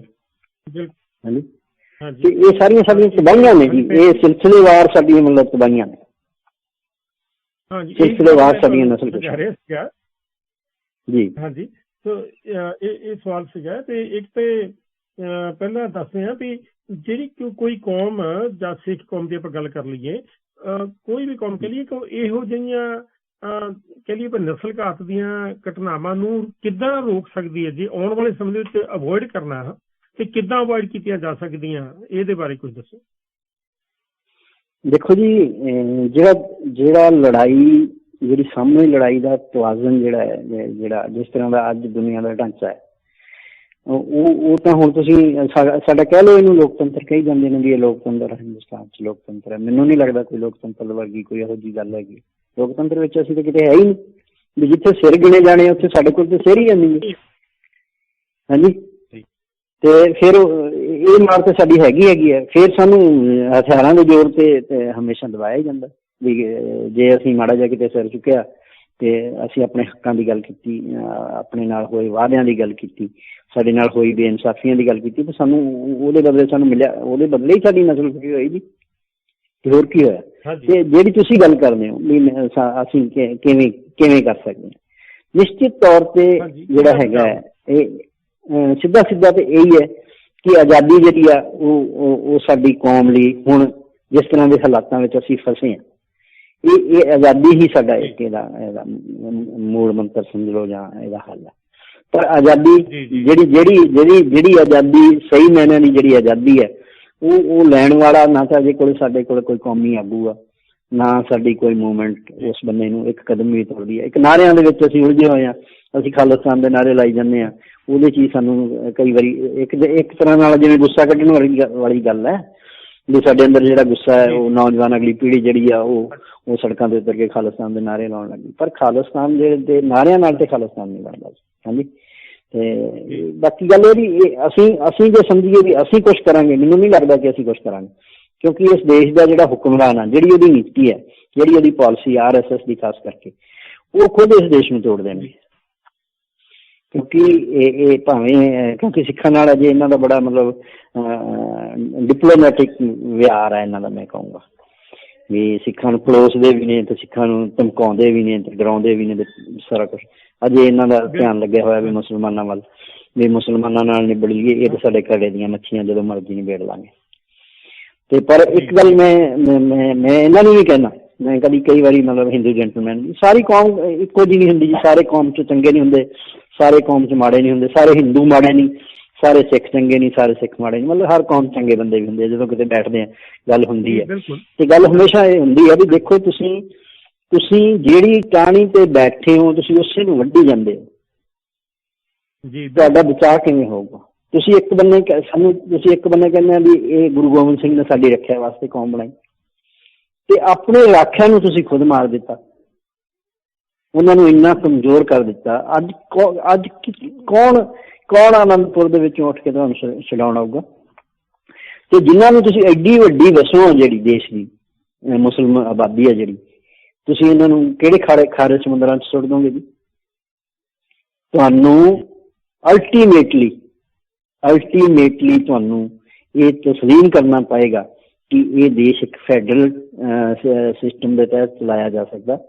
ਇਸ ਨੂੰ ਧਰਮ ਦੇ ਆਧਾਰ ਤੇ ਜਿਹੜਾ ਤੁਸੀਂ ਸੁਪਨਾ ਲੈਂਦੇ ਹੋ ਹਿੰਦੂ ਰਾਸ਼ਟਰ ਬਣਾਉਣ ਦਾ, ਜੇ ਤੁਸੀਂ ਉਸ ਸੁਪਨੇ ਨੂੰ ਪੂਰਾ ਕਰਨ ਦੀ ਕੋਸ਼ਿਸ਼ ਕਰੋਗੇ ਤਾਂ ਨਿਸ਼ਚਿਤ ਤੌਰ ਤੇ ਇਹ ਦੇਸ਼ ਟੁੱਟ ਜਾਏਗਾ। ਫਿਰ ਇਹਨੂੰ ਤੁਸੀਂ ਕੋਈ ਨਹੀਂ ਬਚਾ ਸਕਦਾ। ਤੇ ਜਦੋਂ ਦੇਸ਼ ਟੁੱਟਿਆ ਉਦੋਂ ਪਤਾ ਨਹੀਂ ਕਿੰਨੇ ਪਾਕਿਸਤਾਨ ਬਣਨਗੇ, ਕਿੰਨੇ ਖਾਲਿਸਤਾਨ ਬਣਨਗੇ। ਦੱਖਣ ਤੇ ਪਹਿਲਾਂ ਹੀ ਇਹਨਾਂ ਦੇ ਨਾਲ ਨਹੀਂ ਹੈਗਾ, ਸਾਰਾ ਸਾਊਥ ਤੇ ਪਹਿਲਾਂ ਹੀ ਇਹਨਾਂ ਨੂੰ ਆਪਣਾ ਮੰਨਦਾ ਨਹੀਂ ਹੈਗਾ। ਆਸਾਮ ਇਹਨਾਂ ਨਾਲੋਂ ਟੁੱਟਿਆ ਖੜਾ, ਮਿਜ਼ੋਰਮ ਨੂੰ ਇਹਨਾਂ ਨੇ ਬੁਰੀ ਤਰ੍ਹਾਂ ਨਾਲ ਕੁਚਲਿਆ ਹੋਇਆ, ਮਨੀਪੁਰ ਦੇ ਵਿੱਚ ਰੋਜ਼ ਹਾਲਾਤ ਵਿਗੜਦੇ ਨੇ। ਇੱਕ ਨਕਸਲਾਈਟ ਮੂਵਮੈਂਟ ਜਿਹੜੀ ਆ ਉਹ ਅੱਧਾ ਦੇਸ਼ ਉਹ ਆਪਦੇ ਕਬਜ਼ੇ ਵਿੱਚ ਕਰੀ ਬੈਠੇ ਆ। ਪਰ ਇਹਨਾਂ ਲੋਕਾਂ ਦੀ ਨੀਤੀਆਂ ਵੀ ਸਾਨੂੰ ਅਜੇ ਤਾਈਂ ਨਹੀਂ ਸਮਝ ਆਉਂਦੀ ਵੀ ਇਹ ਬਹੁਤ ਸਿਆਣੀ ਕੌਮ ਆ। ਬ੍ਰਾਹਮਣ ਜਿਹੜਾ ਹੈ ਇਹ ਵਿਸ਼ਵ ਦੇ ਵਿੱਚੋਂ ਸਭ ਤੋਂ ਸ਼ੈਤਾਨ ਔਰ ਸਮਝੀਏ ਆਪਾਂ ਔਰ ਬੁੱਧੀਜੀਵੀ ਵੀ ਆਪਾਂ ਇਹਨੂੰ ਕਹਿ ਸਕਦੇ ਹਾਂ ਵੀ ਇਸ ਕੌਮ ਨੂੰ ਇਹ ਗੱਲ ਕਿਉਂ ਨਹੀਂ ਸਮਝ ਆਉਂਦੀ ਵੀ ਐਡੀ ਵੱਡੀ ਵਸੋਂ ਦੇ ਹੁੰਦਿਆਂ ਇਸ ਦੇਸ਼ ਦੇ ਵਿੱਚ, ਮੁਸਲਿਮ ਆਬਾਦੀ ਦੇ ਹੁੰਦਿਆਂ, ਕ੍ਰਿਸਚਨ ਆਬਾਦੀ ਦੇ ਹੁੰਦਿਆਂ, ਤੁਸੀਂ ਇਹੋ ਜਿਹਾ ਗਲਤ ਸੁਪਨਾ ਤੁਸੀਂ ਕਿਵੇਂ ਲੈ ਸਕਦੇ ਆ ਔਰ ਕਿਵੇਂ ਤੁਸੀਂ ਇਹਨੂੰ ਸਿਰੇ ਚੜਾ ਸਕਦੇ ਹੋ? ਜਿਵੇਂ ਰਜਨੀਸ਼ ਨੇ ਉਦੋਂ ਕਿਹਾ ਸੀ ਮੂਵਮੈਂਟ ਚੱਲਦੀ ਵੇਲੇ ਵੀ ਤੁਸੀਂ ਸਾਰੇ ਸਿੱਖ ਮਾਰ ਦੋਗੇ ਨਾ, ਜੇ ਇੱਕ ਵੀ ਸਿੱਖ ਜਿਉਂਦਾ ਰਹੇਗਾ ਤੇ ਉਹ ਆਪਣੀ ਆਜ਼ਾਦੀ ਦੀ ਲੜਾਈ ਲੜੇਗਾ। ਤੇ ਜੇ ਤੁਸੀਂ ਸਾਰੇ ਸਿੱਖ ਮਾਰਨ ਦੀ ਸੋਚਦੇ ਹੋ ਤਾਂ ਕੀ ਫਿਰ ਤੁਸੀਂ ਕਬਰਾਂ ਤੇ ਰਾਜ ਕਰੋਗੇ? ਕਾਹਦੇ ਤੇ ਰਾਜ ਕਰੋਗੇ? ਪਰ ਅੱਜ ਦੀ ਤਰੀਕ ਤੇ ਇਹਨਾਂ ਨੂੰ ਸਮਝ ਨਹੀਂ ਆਉਂਦੀ ਬਈ ਜੀ। ਹਾਂਜੀ, ਹਿੰਦੁਸਤਾਨ ਦੀ ਆਬਾਦੀ ਦੇ ਹਿਸਾਬ ਨਾਲ ਇੱਕ ਤੇ ਸਿੱਖ ਵਸੋਂ ਜਿਹੜੀ ਹੈ ਉਦਾਂ ਉਹਨਾਂ ਨੂੰ ਇਗਨੋਰੇਬਲ ਆ, ਬਹੁਤਾ ਨੋਟਿਸ ਨਹੀਂ ਲੈਂਦੇ। ਫਿਰ ਦੂਜੀ ਗੱਲ ਮੇਰਾ ਇੱਕ ਸਵਾਲ ਆ ਜਿੰਨਾ ਸਮਾਂ ਸਾਡੀ ਪੱਟਦਾ ਕਿ ਜਿਹੜੇ ਹਾਲਾਤਾਂ ਦੇ ਵਿੱਚ ਅੱਜ ਸਾਡੀ ਕੌਮ ਖੜੀ ਹੈ ਕਿ ਕਿੰਨੇ 12 ਪੂਰਬੀ 13 ਚੁੱਲ੍ਹੇ, ਉਹ ਹਾਲ ਸਾਡਾ ਵੀ ਕਿੰਨੇ ਧਰੇ ਬਣੇ ਹੋਏ ਆ, ਆਪੋ ਆਪਣੀ ਡੁਗਡੁਗੀ ਹਰੇਕੇ ਵਜਾਈ ਜਾਂਦਾ। ਸੋ ਆਜ਼ਾਦੀ ਵਾਲੇ ਪਾਸੇ ਨੂੰ ਤੁਰਨ ਦੇ ਹਲੇ ਅਸੀਂ ਨਾ ਸੋਚਿਆ ਤੇ ਨਾ ਹੀ ਉਸ ਮਾਰਗ ਦੇ ਉੱਤੇ ਪੈਰ ਰੱਖਿਆ। ਸੋ ਜਿਹੜੀ ਸਿਚੁਏਸ਼ਨ ਸਾਡੀ ਕੌਮ ਦੀ ਅੱਜ ਦੀ ਹੋਈ ਹੈ ਕਿ ਇਹਦੇ ਪਿੱਛੇ ਜਿਹੜੇ ਕਾਰਨ ਨੇ ਕਿ ਉਹ ਨਸਲਕੁਸ਼ੀ ਵੀ ਇੱਕ ਉਹਨਾਂ ਕਾਰਨਾਂ ਦੇ ਵਿੱਚੋਂ ਇੱਕ ਵੱਡਾ ਕਾਰਨ ਹੈ ਜਿਹੜਾ ਸਾਡੇ ਉੱਤੇ ਜਿਸ ਪੱਧਰ ਤੇ ਸਾਨੂੰ ਲੁੱਟਿਆ, ਕੁੱਟਿਆ, ਉਜਾੜਿਆ, ਪੁਜਾੜਿਆ ਗਿਆ ਕਿ ਉਹ ਵੀ ਇੱਕ ਵਜ੍ਹਾ ਹੋ ਸਕਦੀ ਹੈ ਸਾਡੀ ਅੱਜ ਦੀ ਤਰਾਸਦੀ ਦੀ ਕਿ ਅੱਜ ਕੌਮ ਕਿੱਦਾਂ ਬਿਹੇਵ ਕਰਦੀ ਹੈ। ਇਹਦੇ ਬਾਰੇ ਥੋੜ੍ਹਾ ਦੱਸੋ। ਦੇਖੋ ਜੀ, ਇਹ ਤਾਂ ਹੈ ਹੀ ਹੈ ਵੀ ਜਦੋਂ ਮਤਲਬ ਬਹੁਤ ਵੱਡਾ ਇਸ ਤਰ੍ਹਾਂ ਦੇ ਦੁਖਾਂ ਚ ਵਾਪਰਦਾ ਤਾਂ ਨਿਰਾਸ਼ਾ ਤਾਂ ਆਉਂਦੀ ਹੈ ਕੌਮ ਦੇ ਅੰਦਰ।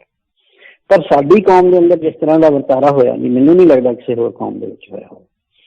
ਕਿਉਂਕਿ ਬਲੂ ਸਟਾਰ ਆਪਰੇਸ਼ਨ ਤੋਂ ਬਾਅਦ ਜਿਸ ਤਰ੍ਹਾਂ ਨਾਲ ਸਾਡੇ ਮਤਲਬ ਸਾਡੀ ਸ਼ਹਾਦਤਾਂ ਦਾ ਬਜ਼ਾਰੀਕਰਨ ਹੋਇਆ, ਜਿਸ ਤਰ੍ਹਾਂ ਸਾਡੀਆਂ ਲਾਸ਼ਾਂ ਨੂੰ ਅਸੀਂ ਮੰਡੀ ਵਿੱਚ ਵੇਚਿਆ, ਇਸ ਤਰ੍ਹਾਂ ਮੈਨੂੰ ਨਹੀਂ ਲੱਗਦਾ ਕਿਸੇ ਕੌਮ ਨੇ ਵੇਚਿਆ। ਇੰਨੀ ਜ਼ਿਆਦਾ ਅੱਜ ਦੀ ਤਰੀਕ ਦੇ ਵਿੱਚ ਵੀ ਆਹ ਜਿਹੜੇ ਸਾਡੇ ਇਹ 12 ਪੂਰਬੀ 13 ਚੁੱਲ੍ਹਿਆਂ ਵਾਲੀ ਜਿਹੜੀ ਤੁਸੀਂ ਗੱਲ ਕੀਤੀ ਨਾ, ਇਹਦੀ ਵਜ੍ਹਾ ਹੀ ਸਿਰਫ ਇਹ ਹੈ ਵੀ ਹਰ ਜਿਹੜਾ ਮਤਲਬ ਇਸ ਨੂੰ ਧਰਮ ਨੂੰ ਵੀ ਇਹਦੇ ਵਿੱਚ ਹੀ ਲੈ ਆਂਦਾ ਗਿਆ, ਤਜਾਰਤ ਦੇ ਵਿੱਚ, ਤੇ ਸਾਡੀ ਸ਼ਹਾਦਤ ਨੂੰ ਤਜਾਰਤ ਦੇ ਵਿੱਚ ਲੈ ਆਂਦਾ ਗਿਆ। ਹਰ ਕੋਈ ਉੱਠਦਾ, ਉਹ ਆਪਣੀ ਪਾਰਟੀ ਬਣਾਉਂਦਾ ਤੇ ਉਹ ਕਹਿੰਦਾ ਜੀ ਮੈਂ ਹੀ ਹਾਂ ਜਿਹੜਾ ਇਸ ਨਸਲ ਕੁਸ਼ੀ ਦੀ ਲੜਾਈ ਜਿਹੜੀ ਮੈਂ ਲੜ ਰਿਹਾ ਜੀ, ਮੈਂ ਜਿਹੜੀ 84 ਦੇ ਦੰਗਿਆਂ ਉਹਨਾਂ ਦਾ ਕੇਸ ਮੈਂ ਲੜ ਰਿਹਾ ਜੀ, ਉਹਨਾਂ ਲਈ ਮੈਂ ਜਿਹੜਾ ਹੈ ਉਸ ਨੂੰ ਕਰ ਰਿਹਾ। ਤੇ ਉਹ ਆਪਣੀ ਦੁਕਾਨ ਸਜਾਉਂਦਾ, ਬਾਹਰੋਂ ਡਾਲਰਾਂ ਦੇ ਵਾਸਤੇ ਉਹ ਸਾਰਾ ਇੰਤਜ਼ਾਮ ਕਰਦਾ, ਬਾਹਰੋਂ ਡਾਲਰ ਆਉਣੇ ਸ਼ੁਰੂ ਹੋ ਜਾਂਦੇ ਆ ਤੇ ਉਹ ਆਪਦੀ ਦੁਕਾਨ ਜਿਹੜੀ ਉਹ ਉਸ ਹਿਸਾਬ ਨਾਲ ਚਲਾਉਂਦਾ। ਇੱਥੇ ਹੁਣ ਸਾਡੇ ਪੀਰ ਮੁਹੰਮਦ ਆ ਜਾਂ ਕੋਈ ਇਹੋ ਜਿਹੇ ਲੋਕ ਨੇ ਜਿਹੜੇ ਅੱਜ ਵੀ ਕਹਿੰਦੇ ਨੇ ਵੀ ਅਸੀਂ ਕੌਮ ਦੀ ਬਹੁਤ ਵੱਡੀ ਸੇਵਾ ਕਰ ਰਹੇ ਹਾਂ, ਤੇ ਇਹ ਦਲਾਲ ਟਾਈਪ ਦੇ ਲੋਕ ਜਿਹੜੇ ਨੇ, ਇਹਨਾਂ ਨੇ ਸਾਡਾ ਮਤਲਬ ਸਾਡਾ ਵਕਾਰ ਖਤਮ ਕਰ ਦਿੱਤਾ ਜੀ। ਮੈਂ ਕੁੱਲ ਮਿਲਾ ਕੇ ਕਹੂੰਗਾ ਵੀ ਦੇਸ਼ ਦੇ ਵਿੱਚ ਤਾਂ ਸਾਡਾ ਵਕਾਰ ਜਿਹੜਾ ਸੀਗਾ ਦੁਸ਼ਮਣਾਂ ਵੱਲੋਂ ਨਹੀਂ ਸਾਨੂੰ ਇੰਨੀ ਵੱਡੀ ਮਾਰ ਪਈ, ਦੁਸ਼ਮਣ ਨੇ ਤਾਂ ਜੀ ਸਮਝ ਸਕਦੇ ਹਾਂ। ਸਾਡੀ ਆਪਣੀ ਕੌਮ ਦੇ ਵਿੱਚ ਜਿਹੜੇ ਮਸੰਦ ਨੇ ਵੜ ਕੇ ਬੈਠੇ ਨੇ, ਉਹਨਾਂ ਦੇ ਕਰਕੇ ਜਿਹੜੇ ਸਾਨੂੰ ਘਾਟਾ ਸਹਿਣਾ ਪੈ ਰਿਹਾ ਅੱਜ ਦੀ ਡੇਟ ਦੇ ਵਿੱਚ। ਸਮਾਂ ਸਾਡੇ ਕੋਲ 5 ਮਿੰਟ ਰਹਿ ਗਏ ਡਿਪਟੀ ਸਾਹਿਬ, ਤੇ ਮੈਂ ਤੁਹਾਡੇ ਵਿਚਾਰਾਂ ਦੀ ਕਦਰ ਕਰਦੇ ਹੋਏ ਤੁਸੀਂ ਜਿਹੜਾ 84 ਦਾ ਜਿਹੜਾ ਦਰਦ ਆਪਣੇ ਸੀਨੇ 'ਚ ਰੱਖਦਿਆਂ ਤੁਸੀਂ ਕੁਛ ਕਿਤਾਬਾਂ ਜਿਹੜੀਆਂ ਨਸ਼ਰ ਕੀਤੀਆਂ, ਤੇ ਸਭ ਤੋਂ ਪਹਿਲੇ ਜਿਹੜੀ ਆਪਣੀ ਤੁਹਾਡੀ ਰੀਸੈਂਟਲੀ ਇੱਕ ਕਿਤਾਬ ਆਈ ਹੈ ਜਿਹਨੂੰ ਕਿ ਪੰਜਾਬ ਦੇ ਵਿੱਚ ਬੈਨ ਵੀ ਕੀਤਾ ਗਿਆ, ਉਸ ਕਿਤਾਬ ਦੇ ਬਾਰੇ ਤੁਸੀਂ ਜੇ 1-2 ਮਿੰਟ ਦੇ ਵਿੱਚ ਸਾਡੇ ਸਰੋਤਿਆਂ ਨੂੰ ਜ਼ਰੂਰ ਦੱਸੋ, ਕਿਉਂਕਿ ਜਿਹੜਾ ਉਹਦਾ ਮੇਨ ਜਿਸਟ ਹੈ ਉਹ ਕਿੱਥੋਂ ਕੁ ਅਵੇਲੇਬਲ ਹੋ ਸਕਦੀ ਹੈ, ਕਿੱਦਾਂ ਉਹਦੇ ਵਿੱਚ ਕੀ ਤੁਸੀਂ ਕਹਿਣ ਦਾ ਤੁਹਾਡਾ ਭਾਵ ਆ ਜੀ। ਇੱਕ ਤਾਂ ਅਸੀਂ ਇਹਨੂੰ ਐਮਾਜ਼ੋਨ ਤੇ ਮੇਰੇ ਹਫ਼ਤੇ ਦੇ ਵਿੱਚ ਅਸੀਂ ਐਮਾਜ਼ੋਨ ਤੇ ਕਰ ਦਾਂਗੇ, ਅਸੀਂ ਇੰਡੀਆ 'ਚ ਐਮਾਜ਼ੋਨ ਤੇ ਅਵੇਲੇਬਲ ਆ ਉਹ, ਤੇ ਅਸੀਂ ਥਰੂ ਆਊਟ ਵਰਲਡ ਉਹਨੂੰ ਕਰ ਜਾ ਰਹੇ ਹਾਂ ਅਗਲੇ ਹਫ਼ਤੇ ਤੱਕ। ਉਸ ਕਿਤਾਬ ਦੇ ਵਿੱਚ ਮੈਂ ਆਪਣੀ ਕੌਮ ਨੂੰ ਡੇਰਾ ਬਨਾਮ ਸਿੱਖ ਹੁਕਮਨਾਮੇ ਤੋਂ ਮਾਫੀਨਾਮੇ ਤੱਕ ਜੀ, ਡੇਰਾ ਬਨਾਮ ਸਿੱਖ ਹੁਕਮਨਾਮੇ ਤੋਂ ਮਾਫੀਨਾਮੇ ਤੱਕ, ਮੇਰਾ ਉਸ ਕਿਤਾਬ ਦੇ ਵਿੱਚ ਜਿਹੜੇ ਸਵਾਲ ਨੇ ਉਹ ਇਹੀ ਸਵਾਲ ਨੇ ਵੀ ਅਸੀਂ ਬਹੁਤ ਛੋਟੀ ਕੌਮ ਹੋਣ ਦੇ ਬਾਵਜੂਦ ਅੱਜ ਅਸੀਂ ਜਿੰਨਾਂ ਹਾਲਾਤਾਂ ਵਿੱਚ ਘਿਰ ਗਏ, ਅਸੀਂ ਇਹਦੇ ਵਿੱਚੋਂ ਕਿਵੇਂ ਬਾਹਰ ਆਵਾਂਗੇ।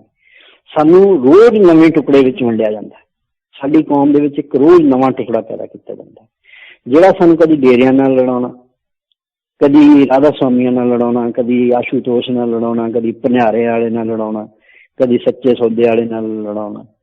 ਹਾਂਜੀ, ਤੇ ਇਹਦੇ ਖਿਲਾਫ ਜਿਹੜੇ ਹੁਕਮਨਾਮੇ ਜਾਰੀ ਹੁੰਦੇ ਆ, ਇਹ ਟੋਟਲ ਹੁਕਮਨਾਮੇ ਪੋਲੀਟੀਕਲ ਮੂਵਮੈਂਟ ਹੁੰਦੀ ਹੈ ਸਾਰੀ, ਕਿਉਂਕਿ ਸਾਡੇ ਅਕਾਲ ਤਖਤ ਦੇ ਜਥੇਦਾਰ ਸ਼੍ਰੋਮਣੀ ਕਮੇਟੀ ਤੇ ਸਾਰੀ ਤੇ ਕਬਜ਼ਾ ਦੇ ਨਿਰਦੇਸ਼ ਤੇ ਹੁੰਦਾ ਹੈਗਾ, ਉਹ ਆਪਣੀ ਮਨਮਰਜ਼ੀ ਦੇ ਹੁਕਮਨਾਮੇ ਜਾਰੀ ਕਰਾਉਂਦੇ ਆ।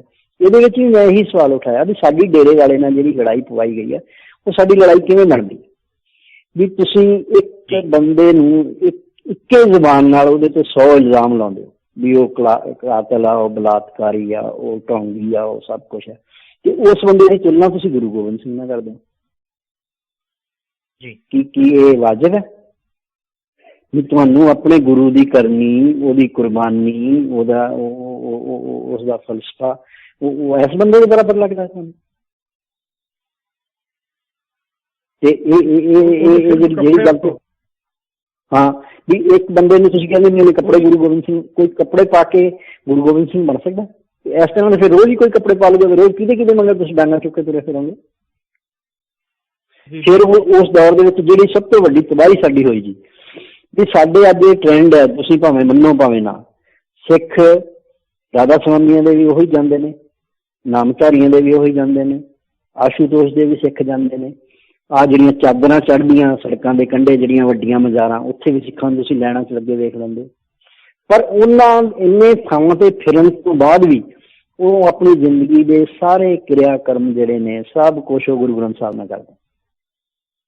ਕਿਤੇ ਨਾ ਕਿਤੇ ਤੇ ਉਹਨਾਂ ਦੀ ਇਹ ਗੱਲ ਜਿਹੜੀ ਆ ਉਹਨਾਂ ਦੀ ਟਿਕੀ ਹੋਈ ਹੈ ਨਾ ਗੁਰੂ ਗ੍ਰੰਥ ਸਾਹਿਬ ਤੇ ਸੱਚੇ ਸੌਦੇ ਵਾਲੇ ਮਾਮਲੇ 'ਚ ਅਸੀਂ ਜਿਹੜਾ ਸਭ ਤੋਂ ਵੱਡਾ ਬੱਜਰ ਗੁਨਾਹ ਮੈਂ ਸਮਝਦਾ ਕੀਤਾ ਉਹ ਇਹ ਹੈ ਕਿ ਅਸੀਂ ਉਹਨਾਂ ਨੂੰ ਕਿਹਾ ਵੀ ਅਸੀਂ ਗੁਰੂ ਗ੍ਰੰਥ ਸਾਹਿਬ ਨਹੀਂ ਦੇਣਾ ਤੁਹਾਨੂੰ। ਇੱਥੇ ਲੋਕਾਂ ਦੇ ਬੂਹੇ ਗਾੜੀ ਬਰਾਤਾਂ ਆਈਆਂ ਖੜੀਆਂ ਸੀ ਆਨੰਦ ਕਾਰਜ ਕਰਾਉਣ ਵਾਸਤੇ, ਕਿਉਂਕਿ ਉਹਨਾਂ ਨੂੰ ਹੋਰ ਤੇ ਕੋਈ ਉਹਨਾਂ ਕੋਲ ਅਲਟਰਨੇਟਿਵ ਹੀ ਨਹੀਂ ਸੀਗਾ ਵੀ ਉਹ, ਕਿਉਂਕਿ ਸਿੱਖਾਂ ਦੇ ਘਰ ਜੰਮੇ, ਪੀੜ੍ਹੀਆਂ ਤੋਂ ਸਿੱਖ ਸੀਗੇ, ਤੇ ਉਹ ਅੱਜ ਜਦੋਂ ਇਹ ਮਜ਼ਮਾ ਲੱਗਾ ਵੱਡਾ ਸੱਚੇ ਸੌਦੇ ਵਾਲਾ, ਉਹ ਇੱਧਰ ਵੀ ਗੇੜਾ ਮਾਰਾ ਹੈ। ਤੇ ਇੱਥੇ ਐਡੀ ਵੱਡੀ ਗਲਤ ਰਾਜਨੀਤੀ ਖੇਡੀ ਗਈ ਕਿ ਉਹਨਾਂ ਨੂੰ ਗੁਰੂ ਗ੍ਰੰਥ ਸਾਹਿਬ ਨਹੀਂ ਦੇਣਾ। ਅਸੀਂ ਢੱਕ ਕੇ ਉਹਨਾਂ ਲੋਕਾਂ ਨੂੰ ਮਤਲਬ ਪੱਕੇ ਤੌਰ ਤੇ ਇਸ ਬੰਦੇ ਦੀ ਕੋਈ ਸੇ ਨਹੀਂ ਸੀ ਜੀ। ਇਹ ਇੰਨਾ ਬੁਰੀ ਤਰ੍ਹਾਂ ਨਾਲ ਘਿਰਿਆ ਹੋਇਆ ਸੀਗਾ, ਇਹਦੇ ਤੇ ਇੰਨੇ ਮੁਕੱਦਮੇ ਸੀ। ਜੇ ਸਿੱਖ ਇਹਨੂੰ ਇਹ ਇਸ ਤਰ੍ਹਾਂ ਦਾ ਮਾਹੌਲ ਪੈਦਾ ਨਾ ਕਰਕੇ ਦਿੰਦੇ, ਇਹਨੂੰ ਕਦੋਂ ਦਾ ਗਵਰਨਮੈਂਟ ਨੇ ਟੰਗ ਦੇਣਾ ਸੀ ਕਿਤੇ। ਪਰ ਇਹਦੇ ਮਗਰ ਜਿਵੇਂ ਜਿਵੇਂ ਸਿੱਖ ਇਹਦਾ ਵਿਰੋਧ ਕਰਦੇ ਗਏ, ਉਵੇਂ ਉਵੇਂ ਇਹਦੀ ਫੋਲੋਇੰਗ ਵੱਧਦੀ ਗਈ। ਔਰ ਅੱਜ ਇਹਦੇ ਕੋਲੇ 5 ਕਰੋੜ ਬੰਦਾ ਇਹਦਾ ਫਾਲੋਅਰ ਹੈ। ਤੁਸੀਂ ਦੱਸੋ ਕਿ ਮੇਰਾ ਇਹੀ ਸਵਾਲ ਹੈ ਵੀ ਸਾਡੇ ਕੋਲੇ ਇੱਕ ਤਾਂ ਮਾਲ ਦਾ ਮਾਲਕ ਹੋਵੇ ਜਿਹਦੇ ਵਿੱਚ ਸਮਾਨ ਭਰਿਆ ਹੋਵੇ, ਪੂਰੇ ਸਮਾਨ ਭਰਿਆ ਹੋਵੇ, ਇੱਕ ਉਸੇ ਮਾਲ ਤੋਂ ਲਿਆਣ ਕੇ ਰੇਹੜੀ ਤੇ ਵੇਚਦਾ ਹੋਵੇ, ਤੇ ਰੇਹੜੀ ਤੇ ਸਾਰਾ ਦਿਨ ਭੀੜ ਲੱਗੀ ਰਹੇ, ਲੈਣ ਨਾ ਟੁੱਟੇ, ਤੇ ਮਾਲ ਦੇ ਕੋਈ ਅੰਦਰ ਹੀ ਵੜੇ, ਫਿਰ ਇਹਨੂੰ ਕੀ ਕਹੋਗੇ? ਵੀ ਅੱਜ ਸਾਡੇ ਕੋਲੇ ਗੁਰੂ ਨਾਨਕ ਦੇ ਫਲਸਫੇ ਦੇ ਮੁਕਾਬਲੇ ਕੋਈ ਦੁਨੀਆ ਦਾ ਫਲਸਫਾ ਨਹੀਂ ਹੈਗਾ। ਤੇ ਜਿਨ੍ਹਾਂ ਕੋਲ ਐਡਾ ਅਮੀਰ ਫਲਸਫਾ ਹੈ, ਉਹ ਉਹਨਾਂ ਦੀ ਅੱਜ ਜਿਹੜੀ ਹਾਲਾਤ ਹੈ, ਜਿਹੜੀ ਉਹਨਾਂ ਦੀ ਦੁਰਦਸ਼ਾ ਹੈ, ਔਰ ਉਹ ਅੱਜ ਜਿਸ ਤਰ੍ਹਾਂ ਦੇ ਹਾਲਾਤ ਵਿੱਚ ਜੀ ਰਹੇ ਨੇ, ਕੋਈ ਕੌਮ ਐਡੀ ਛੇਤੀ ਆਪਣੇ ਫਲਸਫੇ ਨਾਲ ਟੁੱਟਦੀ ਹੈ ਜਿਵੇਂ ਅਸੀਂ ਟੁੱਟੇ ਆਪਣੇ ਫਲਸਫੇ ਨਾਲ। ਹਾਂਜੀ ਡਿਪਟੀ ਸਾਹਿਬ, ਤੁਹਾਡੇ ਵਿਚਾਰਾਂ ਤੋਂ ਅਸੀਂ ਬਿਲਕੁਲ ਆਪਣੇ ਸਰੋਤਿਆਂ ਨੂੰ ਵੱਧ ਤੋਂ ਵੱਧ ਚਾਹੁੰਦੇ ਸਾਂ ਕਿ ਲਾਭ ਲਿਆ ਜਾਵੇ, ਵੱਧ ਤੋਂ ਵੱਧ ਜਾਣਕਾਰੀ ਪ੍ਰਾਪਤ ਕੀਤੀ ਜਾਵੇ। ਪਰ ਸਮਾਂ ਸਾਡਾ ਅੱਜ ਦੇ ਪ੍ਰੋਗਰਾਮ ਤੇ ਜਿਹੜਾ ਇਹ ਸਮਾਪਤੀ ਵੱਲ ਵੱਧ ਰਿਹਾ ਤੇ ਸਮਾਪਤ ਹੋ ਹੀ ਚੁੱਕਾ ਹੈ, ਤੇ ਸਾਨੂੰ ਅੱਜ ਆਪਣੀ ਗੱਲਬਾਤ ਇੱਥੇ ਹੀ ਸਮਾਪਤ ਕਰਨੀ ਪੈਣੀ ਹੈ। ਤਾਂ ਅਸੀਂ ਤੁਹਾਡੇ ਤੋਂ ਮਾਫੀ ਚਾਹਾਂਗੇ। ਸੋ ਜਾਂਦੇ ਜਾਂਦੇ ਕੋਈ 1-ਅੱਧੇ ਮਿੰਟ ਦੇ ਵਿੱਚ ਕੋਈ ਸੁਨੇਹਾ ਦੇ ਦਿਓ, ਅਦਰਵਾਈਜ਼ ਸਾਡਾ ਨੈਕਸਟ ਸਾਡੇ ਜਿਹੜੇ ਬ੍ਰੌਡਕਾਸਟਰ ਨੇ ਉਹ ਵੇਟ ਕਰ ਰਹੇ ਨੇ ਸਾਡੀ, ਤੇ ਸਮਾਂ ਸਮਾਪਤ ਹੈ। ਹਾਂਜੀ, ਮੈਂ ਲਗਾਤਾਰ ਇੱਕ ਸੁਨੇਹਾ ਦਿੰਦਾ ਆ ਰਿਹਾ ਕਿ ਸਾਡੀ ਜਿੰਨਾ ਚਿਰ ਬੰਦ ਖਲਾਸੀ ਰਾਜਨੀਤਿਕ ਤੌਰ ਤੇ ਪੰਜਾਬ 'ਚ ਨਹੀਂ ਹੁੰਦੀ, ਅਸੀਂ ਧਰਮ ਦੇ ਵਿੱਚ ਵਾਪਸੀ ਨਹੀਂ ਕਰ ਸਕਦੇ। ਕਿਉਂਕਿ ਜਿਸ ਤਰ੍ਹਾਂ ਦਾ ਸਿਸਟਮ, ਜਿਹੜੇ ਲੋਕਾਂ ਦੇ ਹੱਥ ਸਾਡੇ ਧਰਮ ਦੀ ਵਾਗਡੋਰ ਅੱਜ ਆਈ ਹੋਈ ਹੈ, ਮੈਂ ਉਸਨੂੰ ਧਰਮ ਦੇ ਵਿੱਚ ਮਾਫੀਆ ਰਾਜ ਕਹਿੰਦਾ। ਵੀ ਰਾਜਨੀਤੀ ਵਿੱਚ ਤਾਂ ਮਾਫੀਆ ਹੈਗਾ ਹੀ ਹੈਗਾ ਸੀ, ਸਾਡੇ ਧਰਮ ਵਿੱਚ ਵੀ ਮਾਫੀਆ ਨੇ ਕਬਜ਼ਾ ਕਰ ਲਿਆ। ਔਰ ਅਸੀਂ ਉਸ ਮਾਫੀਆ ਤੋਂ ਆਪਣੀ ਜਾਨ ਛਡਾਉਣੀ ਆ। ਉਸ ਮਾਫੀਆ ਤੋਂ ਜਾਨ ਛਡਾਉਣ ਲਈ ਸਾਡੀ ਪਹਿਲੀ ਜ਼ਰੂਰਤ ਹੈ ਕਿ ਅਸੀਂ ਰਾਜਨੀਤਿਕ ਤੌਰ ਤੇ ਉਹਨਾਂ ਲੋਕਾਂ ਨੂੰ ਪੈਦਲ ਕਰੀਏ, ਉਹਨਾਂ ਦੀ ਗ੍ਰਿਫਤ ਤੋੜੀਏ, ਰਾਜਨੀਤੀ ਤੋਂ ਬਾਹਰ ਲਿਆਈਏ, ਔਰ ਪੰਜਾਬ ਦੇ ਵਿੱਚ ਕੋਈ ਨਵੀਂ ਰਾਜਨੀਤਿਕ ਸ਼ੁਰੂਆਤ ਕਰੀਏ। ਜਿਹੜੀ ਪੰਥਕ ਰਾਜਨੀਤੀ ਦੀ ਗੱਲ ਆ ਉਹ ਅੱਜ ਇਸ ਵੇਲੇ ਸੰਭਵ ਨਹੀਂ ਹੈਗੀ, ਕਿਉਂਕਿ ਸਾਡੇ ਟੁਕੜੇ ਹੀ ਇੰਨੇ ਆ ਕਿ ਪੰਥ ਕਿਤੇ ਵੀ ਇੱਕ ਤਾਂ ਇਕੱਠਾ ਨਹੀਂ ਹੁੰਦਾ। ਜੇ ਕੋਈ ਬਾਹਰੋਂ ਆ ਕੇ ਬੰਦਾ ਸਾਨੂੰ ਇਸ ਤਰ੍ਹਾਂ ਦਾ ਕੋਈ ਇਕੱਠਾ ਕਰਨ ਦਾ ਕੋਈ ਪਲੇਟਫਾਰਮ ਦਿੰਦਾ ਹੈ, ਜਾਂ ਸਾਨੂੰ ਕੋਈ ਇਹੋ ਜਿਹੀ ਰਾਹਤ ਦਿੰਦਾ ਹੈ ਕਿ ਜਿਹਦੇ ਨਾਲ ਇਹਨਾਂ ਦੀ ਗ੍ਰਿਪ ਟੁੱਟਦੀ ਹੈ, ਤੇ ਸਾਨੂੰ ਸਾਰਿਆਂ ਨੂੰ ਇੱਕ ਵੋਟ ਜਿਹੜੀ ਹੈ, ਮੈਂ ਸਮਝਦਾ ਕਿ ਆਮ ਆਦਮੀ ਪਾਰਟੀ ਨਾਲ ਖੜੇ ਹੋਣਾ ਚਾਹੀਦਾ। ਭਾਵੇਂ ਕਿ ਮੈਂ ਬਿਲਕੁਲ ਕਲੀਅਰ ਮੈਸੇਜ ਦੇਣਾ ਚਾਹੁੰਦਾ ਕਿ ਲੋਕ ਕਈ ਵਾਰੀ ਗੋਲ ਗੱਲਾਂ ਕਰ ਦਿੰਦੇ ਆ, ਤੇ ਅਗਲੇ ਕਹਿੰਦੇ ਆ ਜੀ ਪਤਾ ਨਹੀਂ ਉਹਨੇ ਇਹਨੂੰ ਕਿਹਾ ਕਿ ਉਹਨੂੰ ਕਿਹਾ। ਕਿਉਂਕਿ ਕਾਂਗਰਸ ਜੇ ਆਉਂਦੀ ਹੈ ਤੇ ਕਾਂਗਰਸ ਤੇ ਅਕਾਲੀਆਂ ਦਾ ਜਿਹੜਾ ਬਦਲ ਜਿਹੜਾ ਉਹ ਇੱਕੋ ਜਿਹਾ ਹੀ ਹੈ। ਉਹ ਨਾ ਕਾਂਗਰਸ ਦੇ ਆਉਣ ਨਾਲ ਉੱਥੇ ਪੰਜਾਬ 'ਚ ਕੋਈ ਫਰਕ ਪੈਣਾ। ਇਹ ਸਾਨੂੰ ਇੱਕ ਬੋੜ ਪੁੱਟਣ ਵਾਲੀ ਗੱਲ ਆ। ਸਾਨੂੰ ਰਾਜਨੀਤਿਕ ਬੋੜ ਬਣ ਚੁੱਕੀ ਜਿਹੜੀ ਇਹ ਜਥੇਬੰਦੀ ਹੈ, ਜਿਹੜੀ ਅਕਾਲੀਆਂ ਦੇ ਨਾਂ ਤੇ ਰਾਜ ਕਰਦੀ ਹੈ, ਜਦਕਿ ਅਕਾਲੀ ਹੈ ਨਹੀਂਗੇ। ਇਹਨਾਂ ਤੋਂ ਸਾਨੂੰ ਅਕਾਲੀਆਂ ਵਾਸਤੇ ਜਗ੍ਹਾ ਖਾਲੀ ਕਰਵਾਉਣੀ ਪੈਣੀ ਹੈ। ਤੇ ਅਕਾਲੀਆਂ ਵਾਸਤੇ ਜਗ੍ਹਾ ਖਾਲੀ ਕਰਾਉਣ ਵਾਸਤੇ ਜੇ ਇੱਕ ਵਾਰ ਵੇਲੇ ਸਾਨੂੰ ਇਹ ਹਥਿਆਰ ਦੇ ਤੌਰ ਤੇ ਵੀ ਇਸਤੇਮਾਲ ਕਰ ਲੈਣਾ ਕੀਤਾ ਜਾਵੇ, ਜਾਂ ਰਣਨੀਤੀ ਦੇ ਤੌਰ ਤੇ ਲੌਂਗ ਟਰਮ ਦੀ ਰਣਨੀਤੀ ਸਮਝ ਕੇ ਸਾਨੂੰ ਇਸਤੇਮਾਲ ਕਰਨਾ ਪਵੇ, ਤੇ ਸਾਨੂੰ ਕਰ ਲੈਣਾ ਚਾਹੀਦਾ।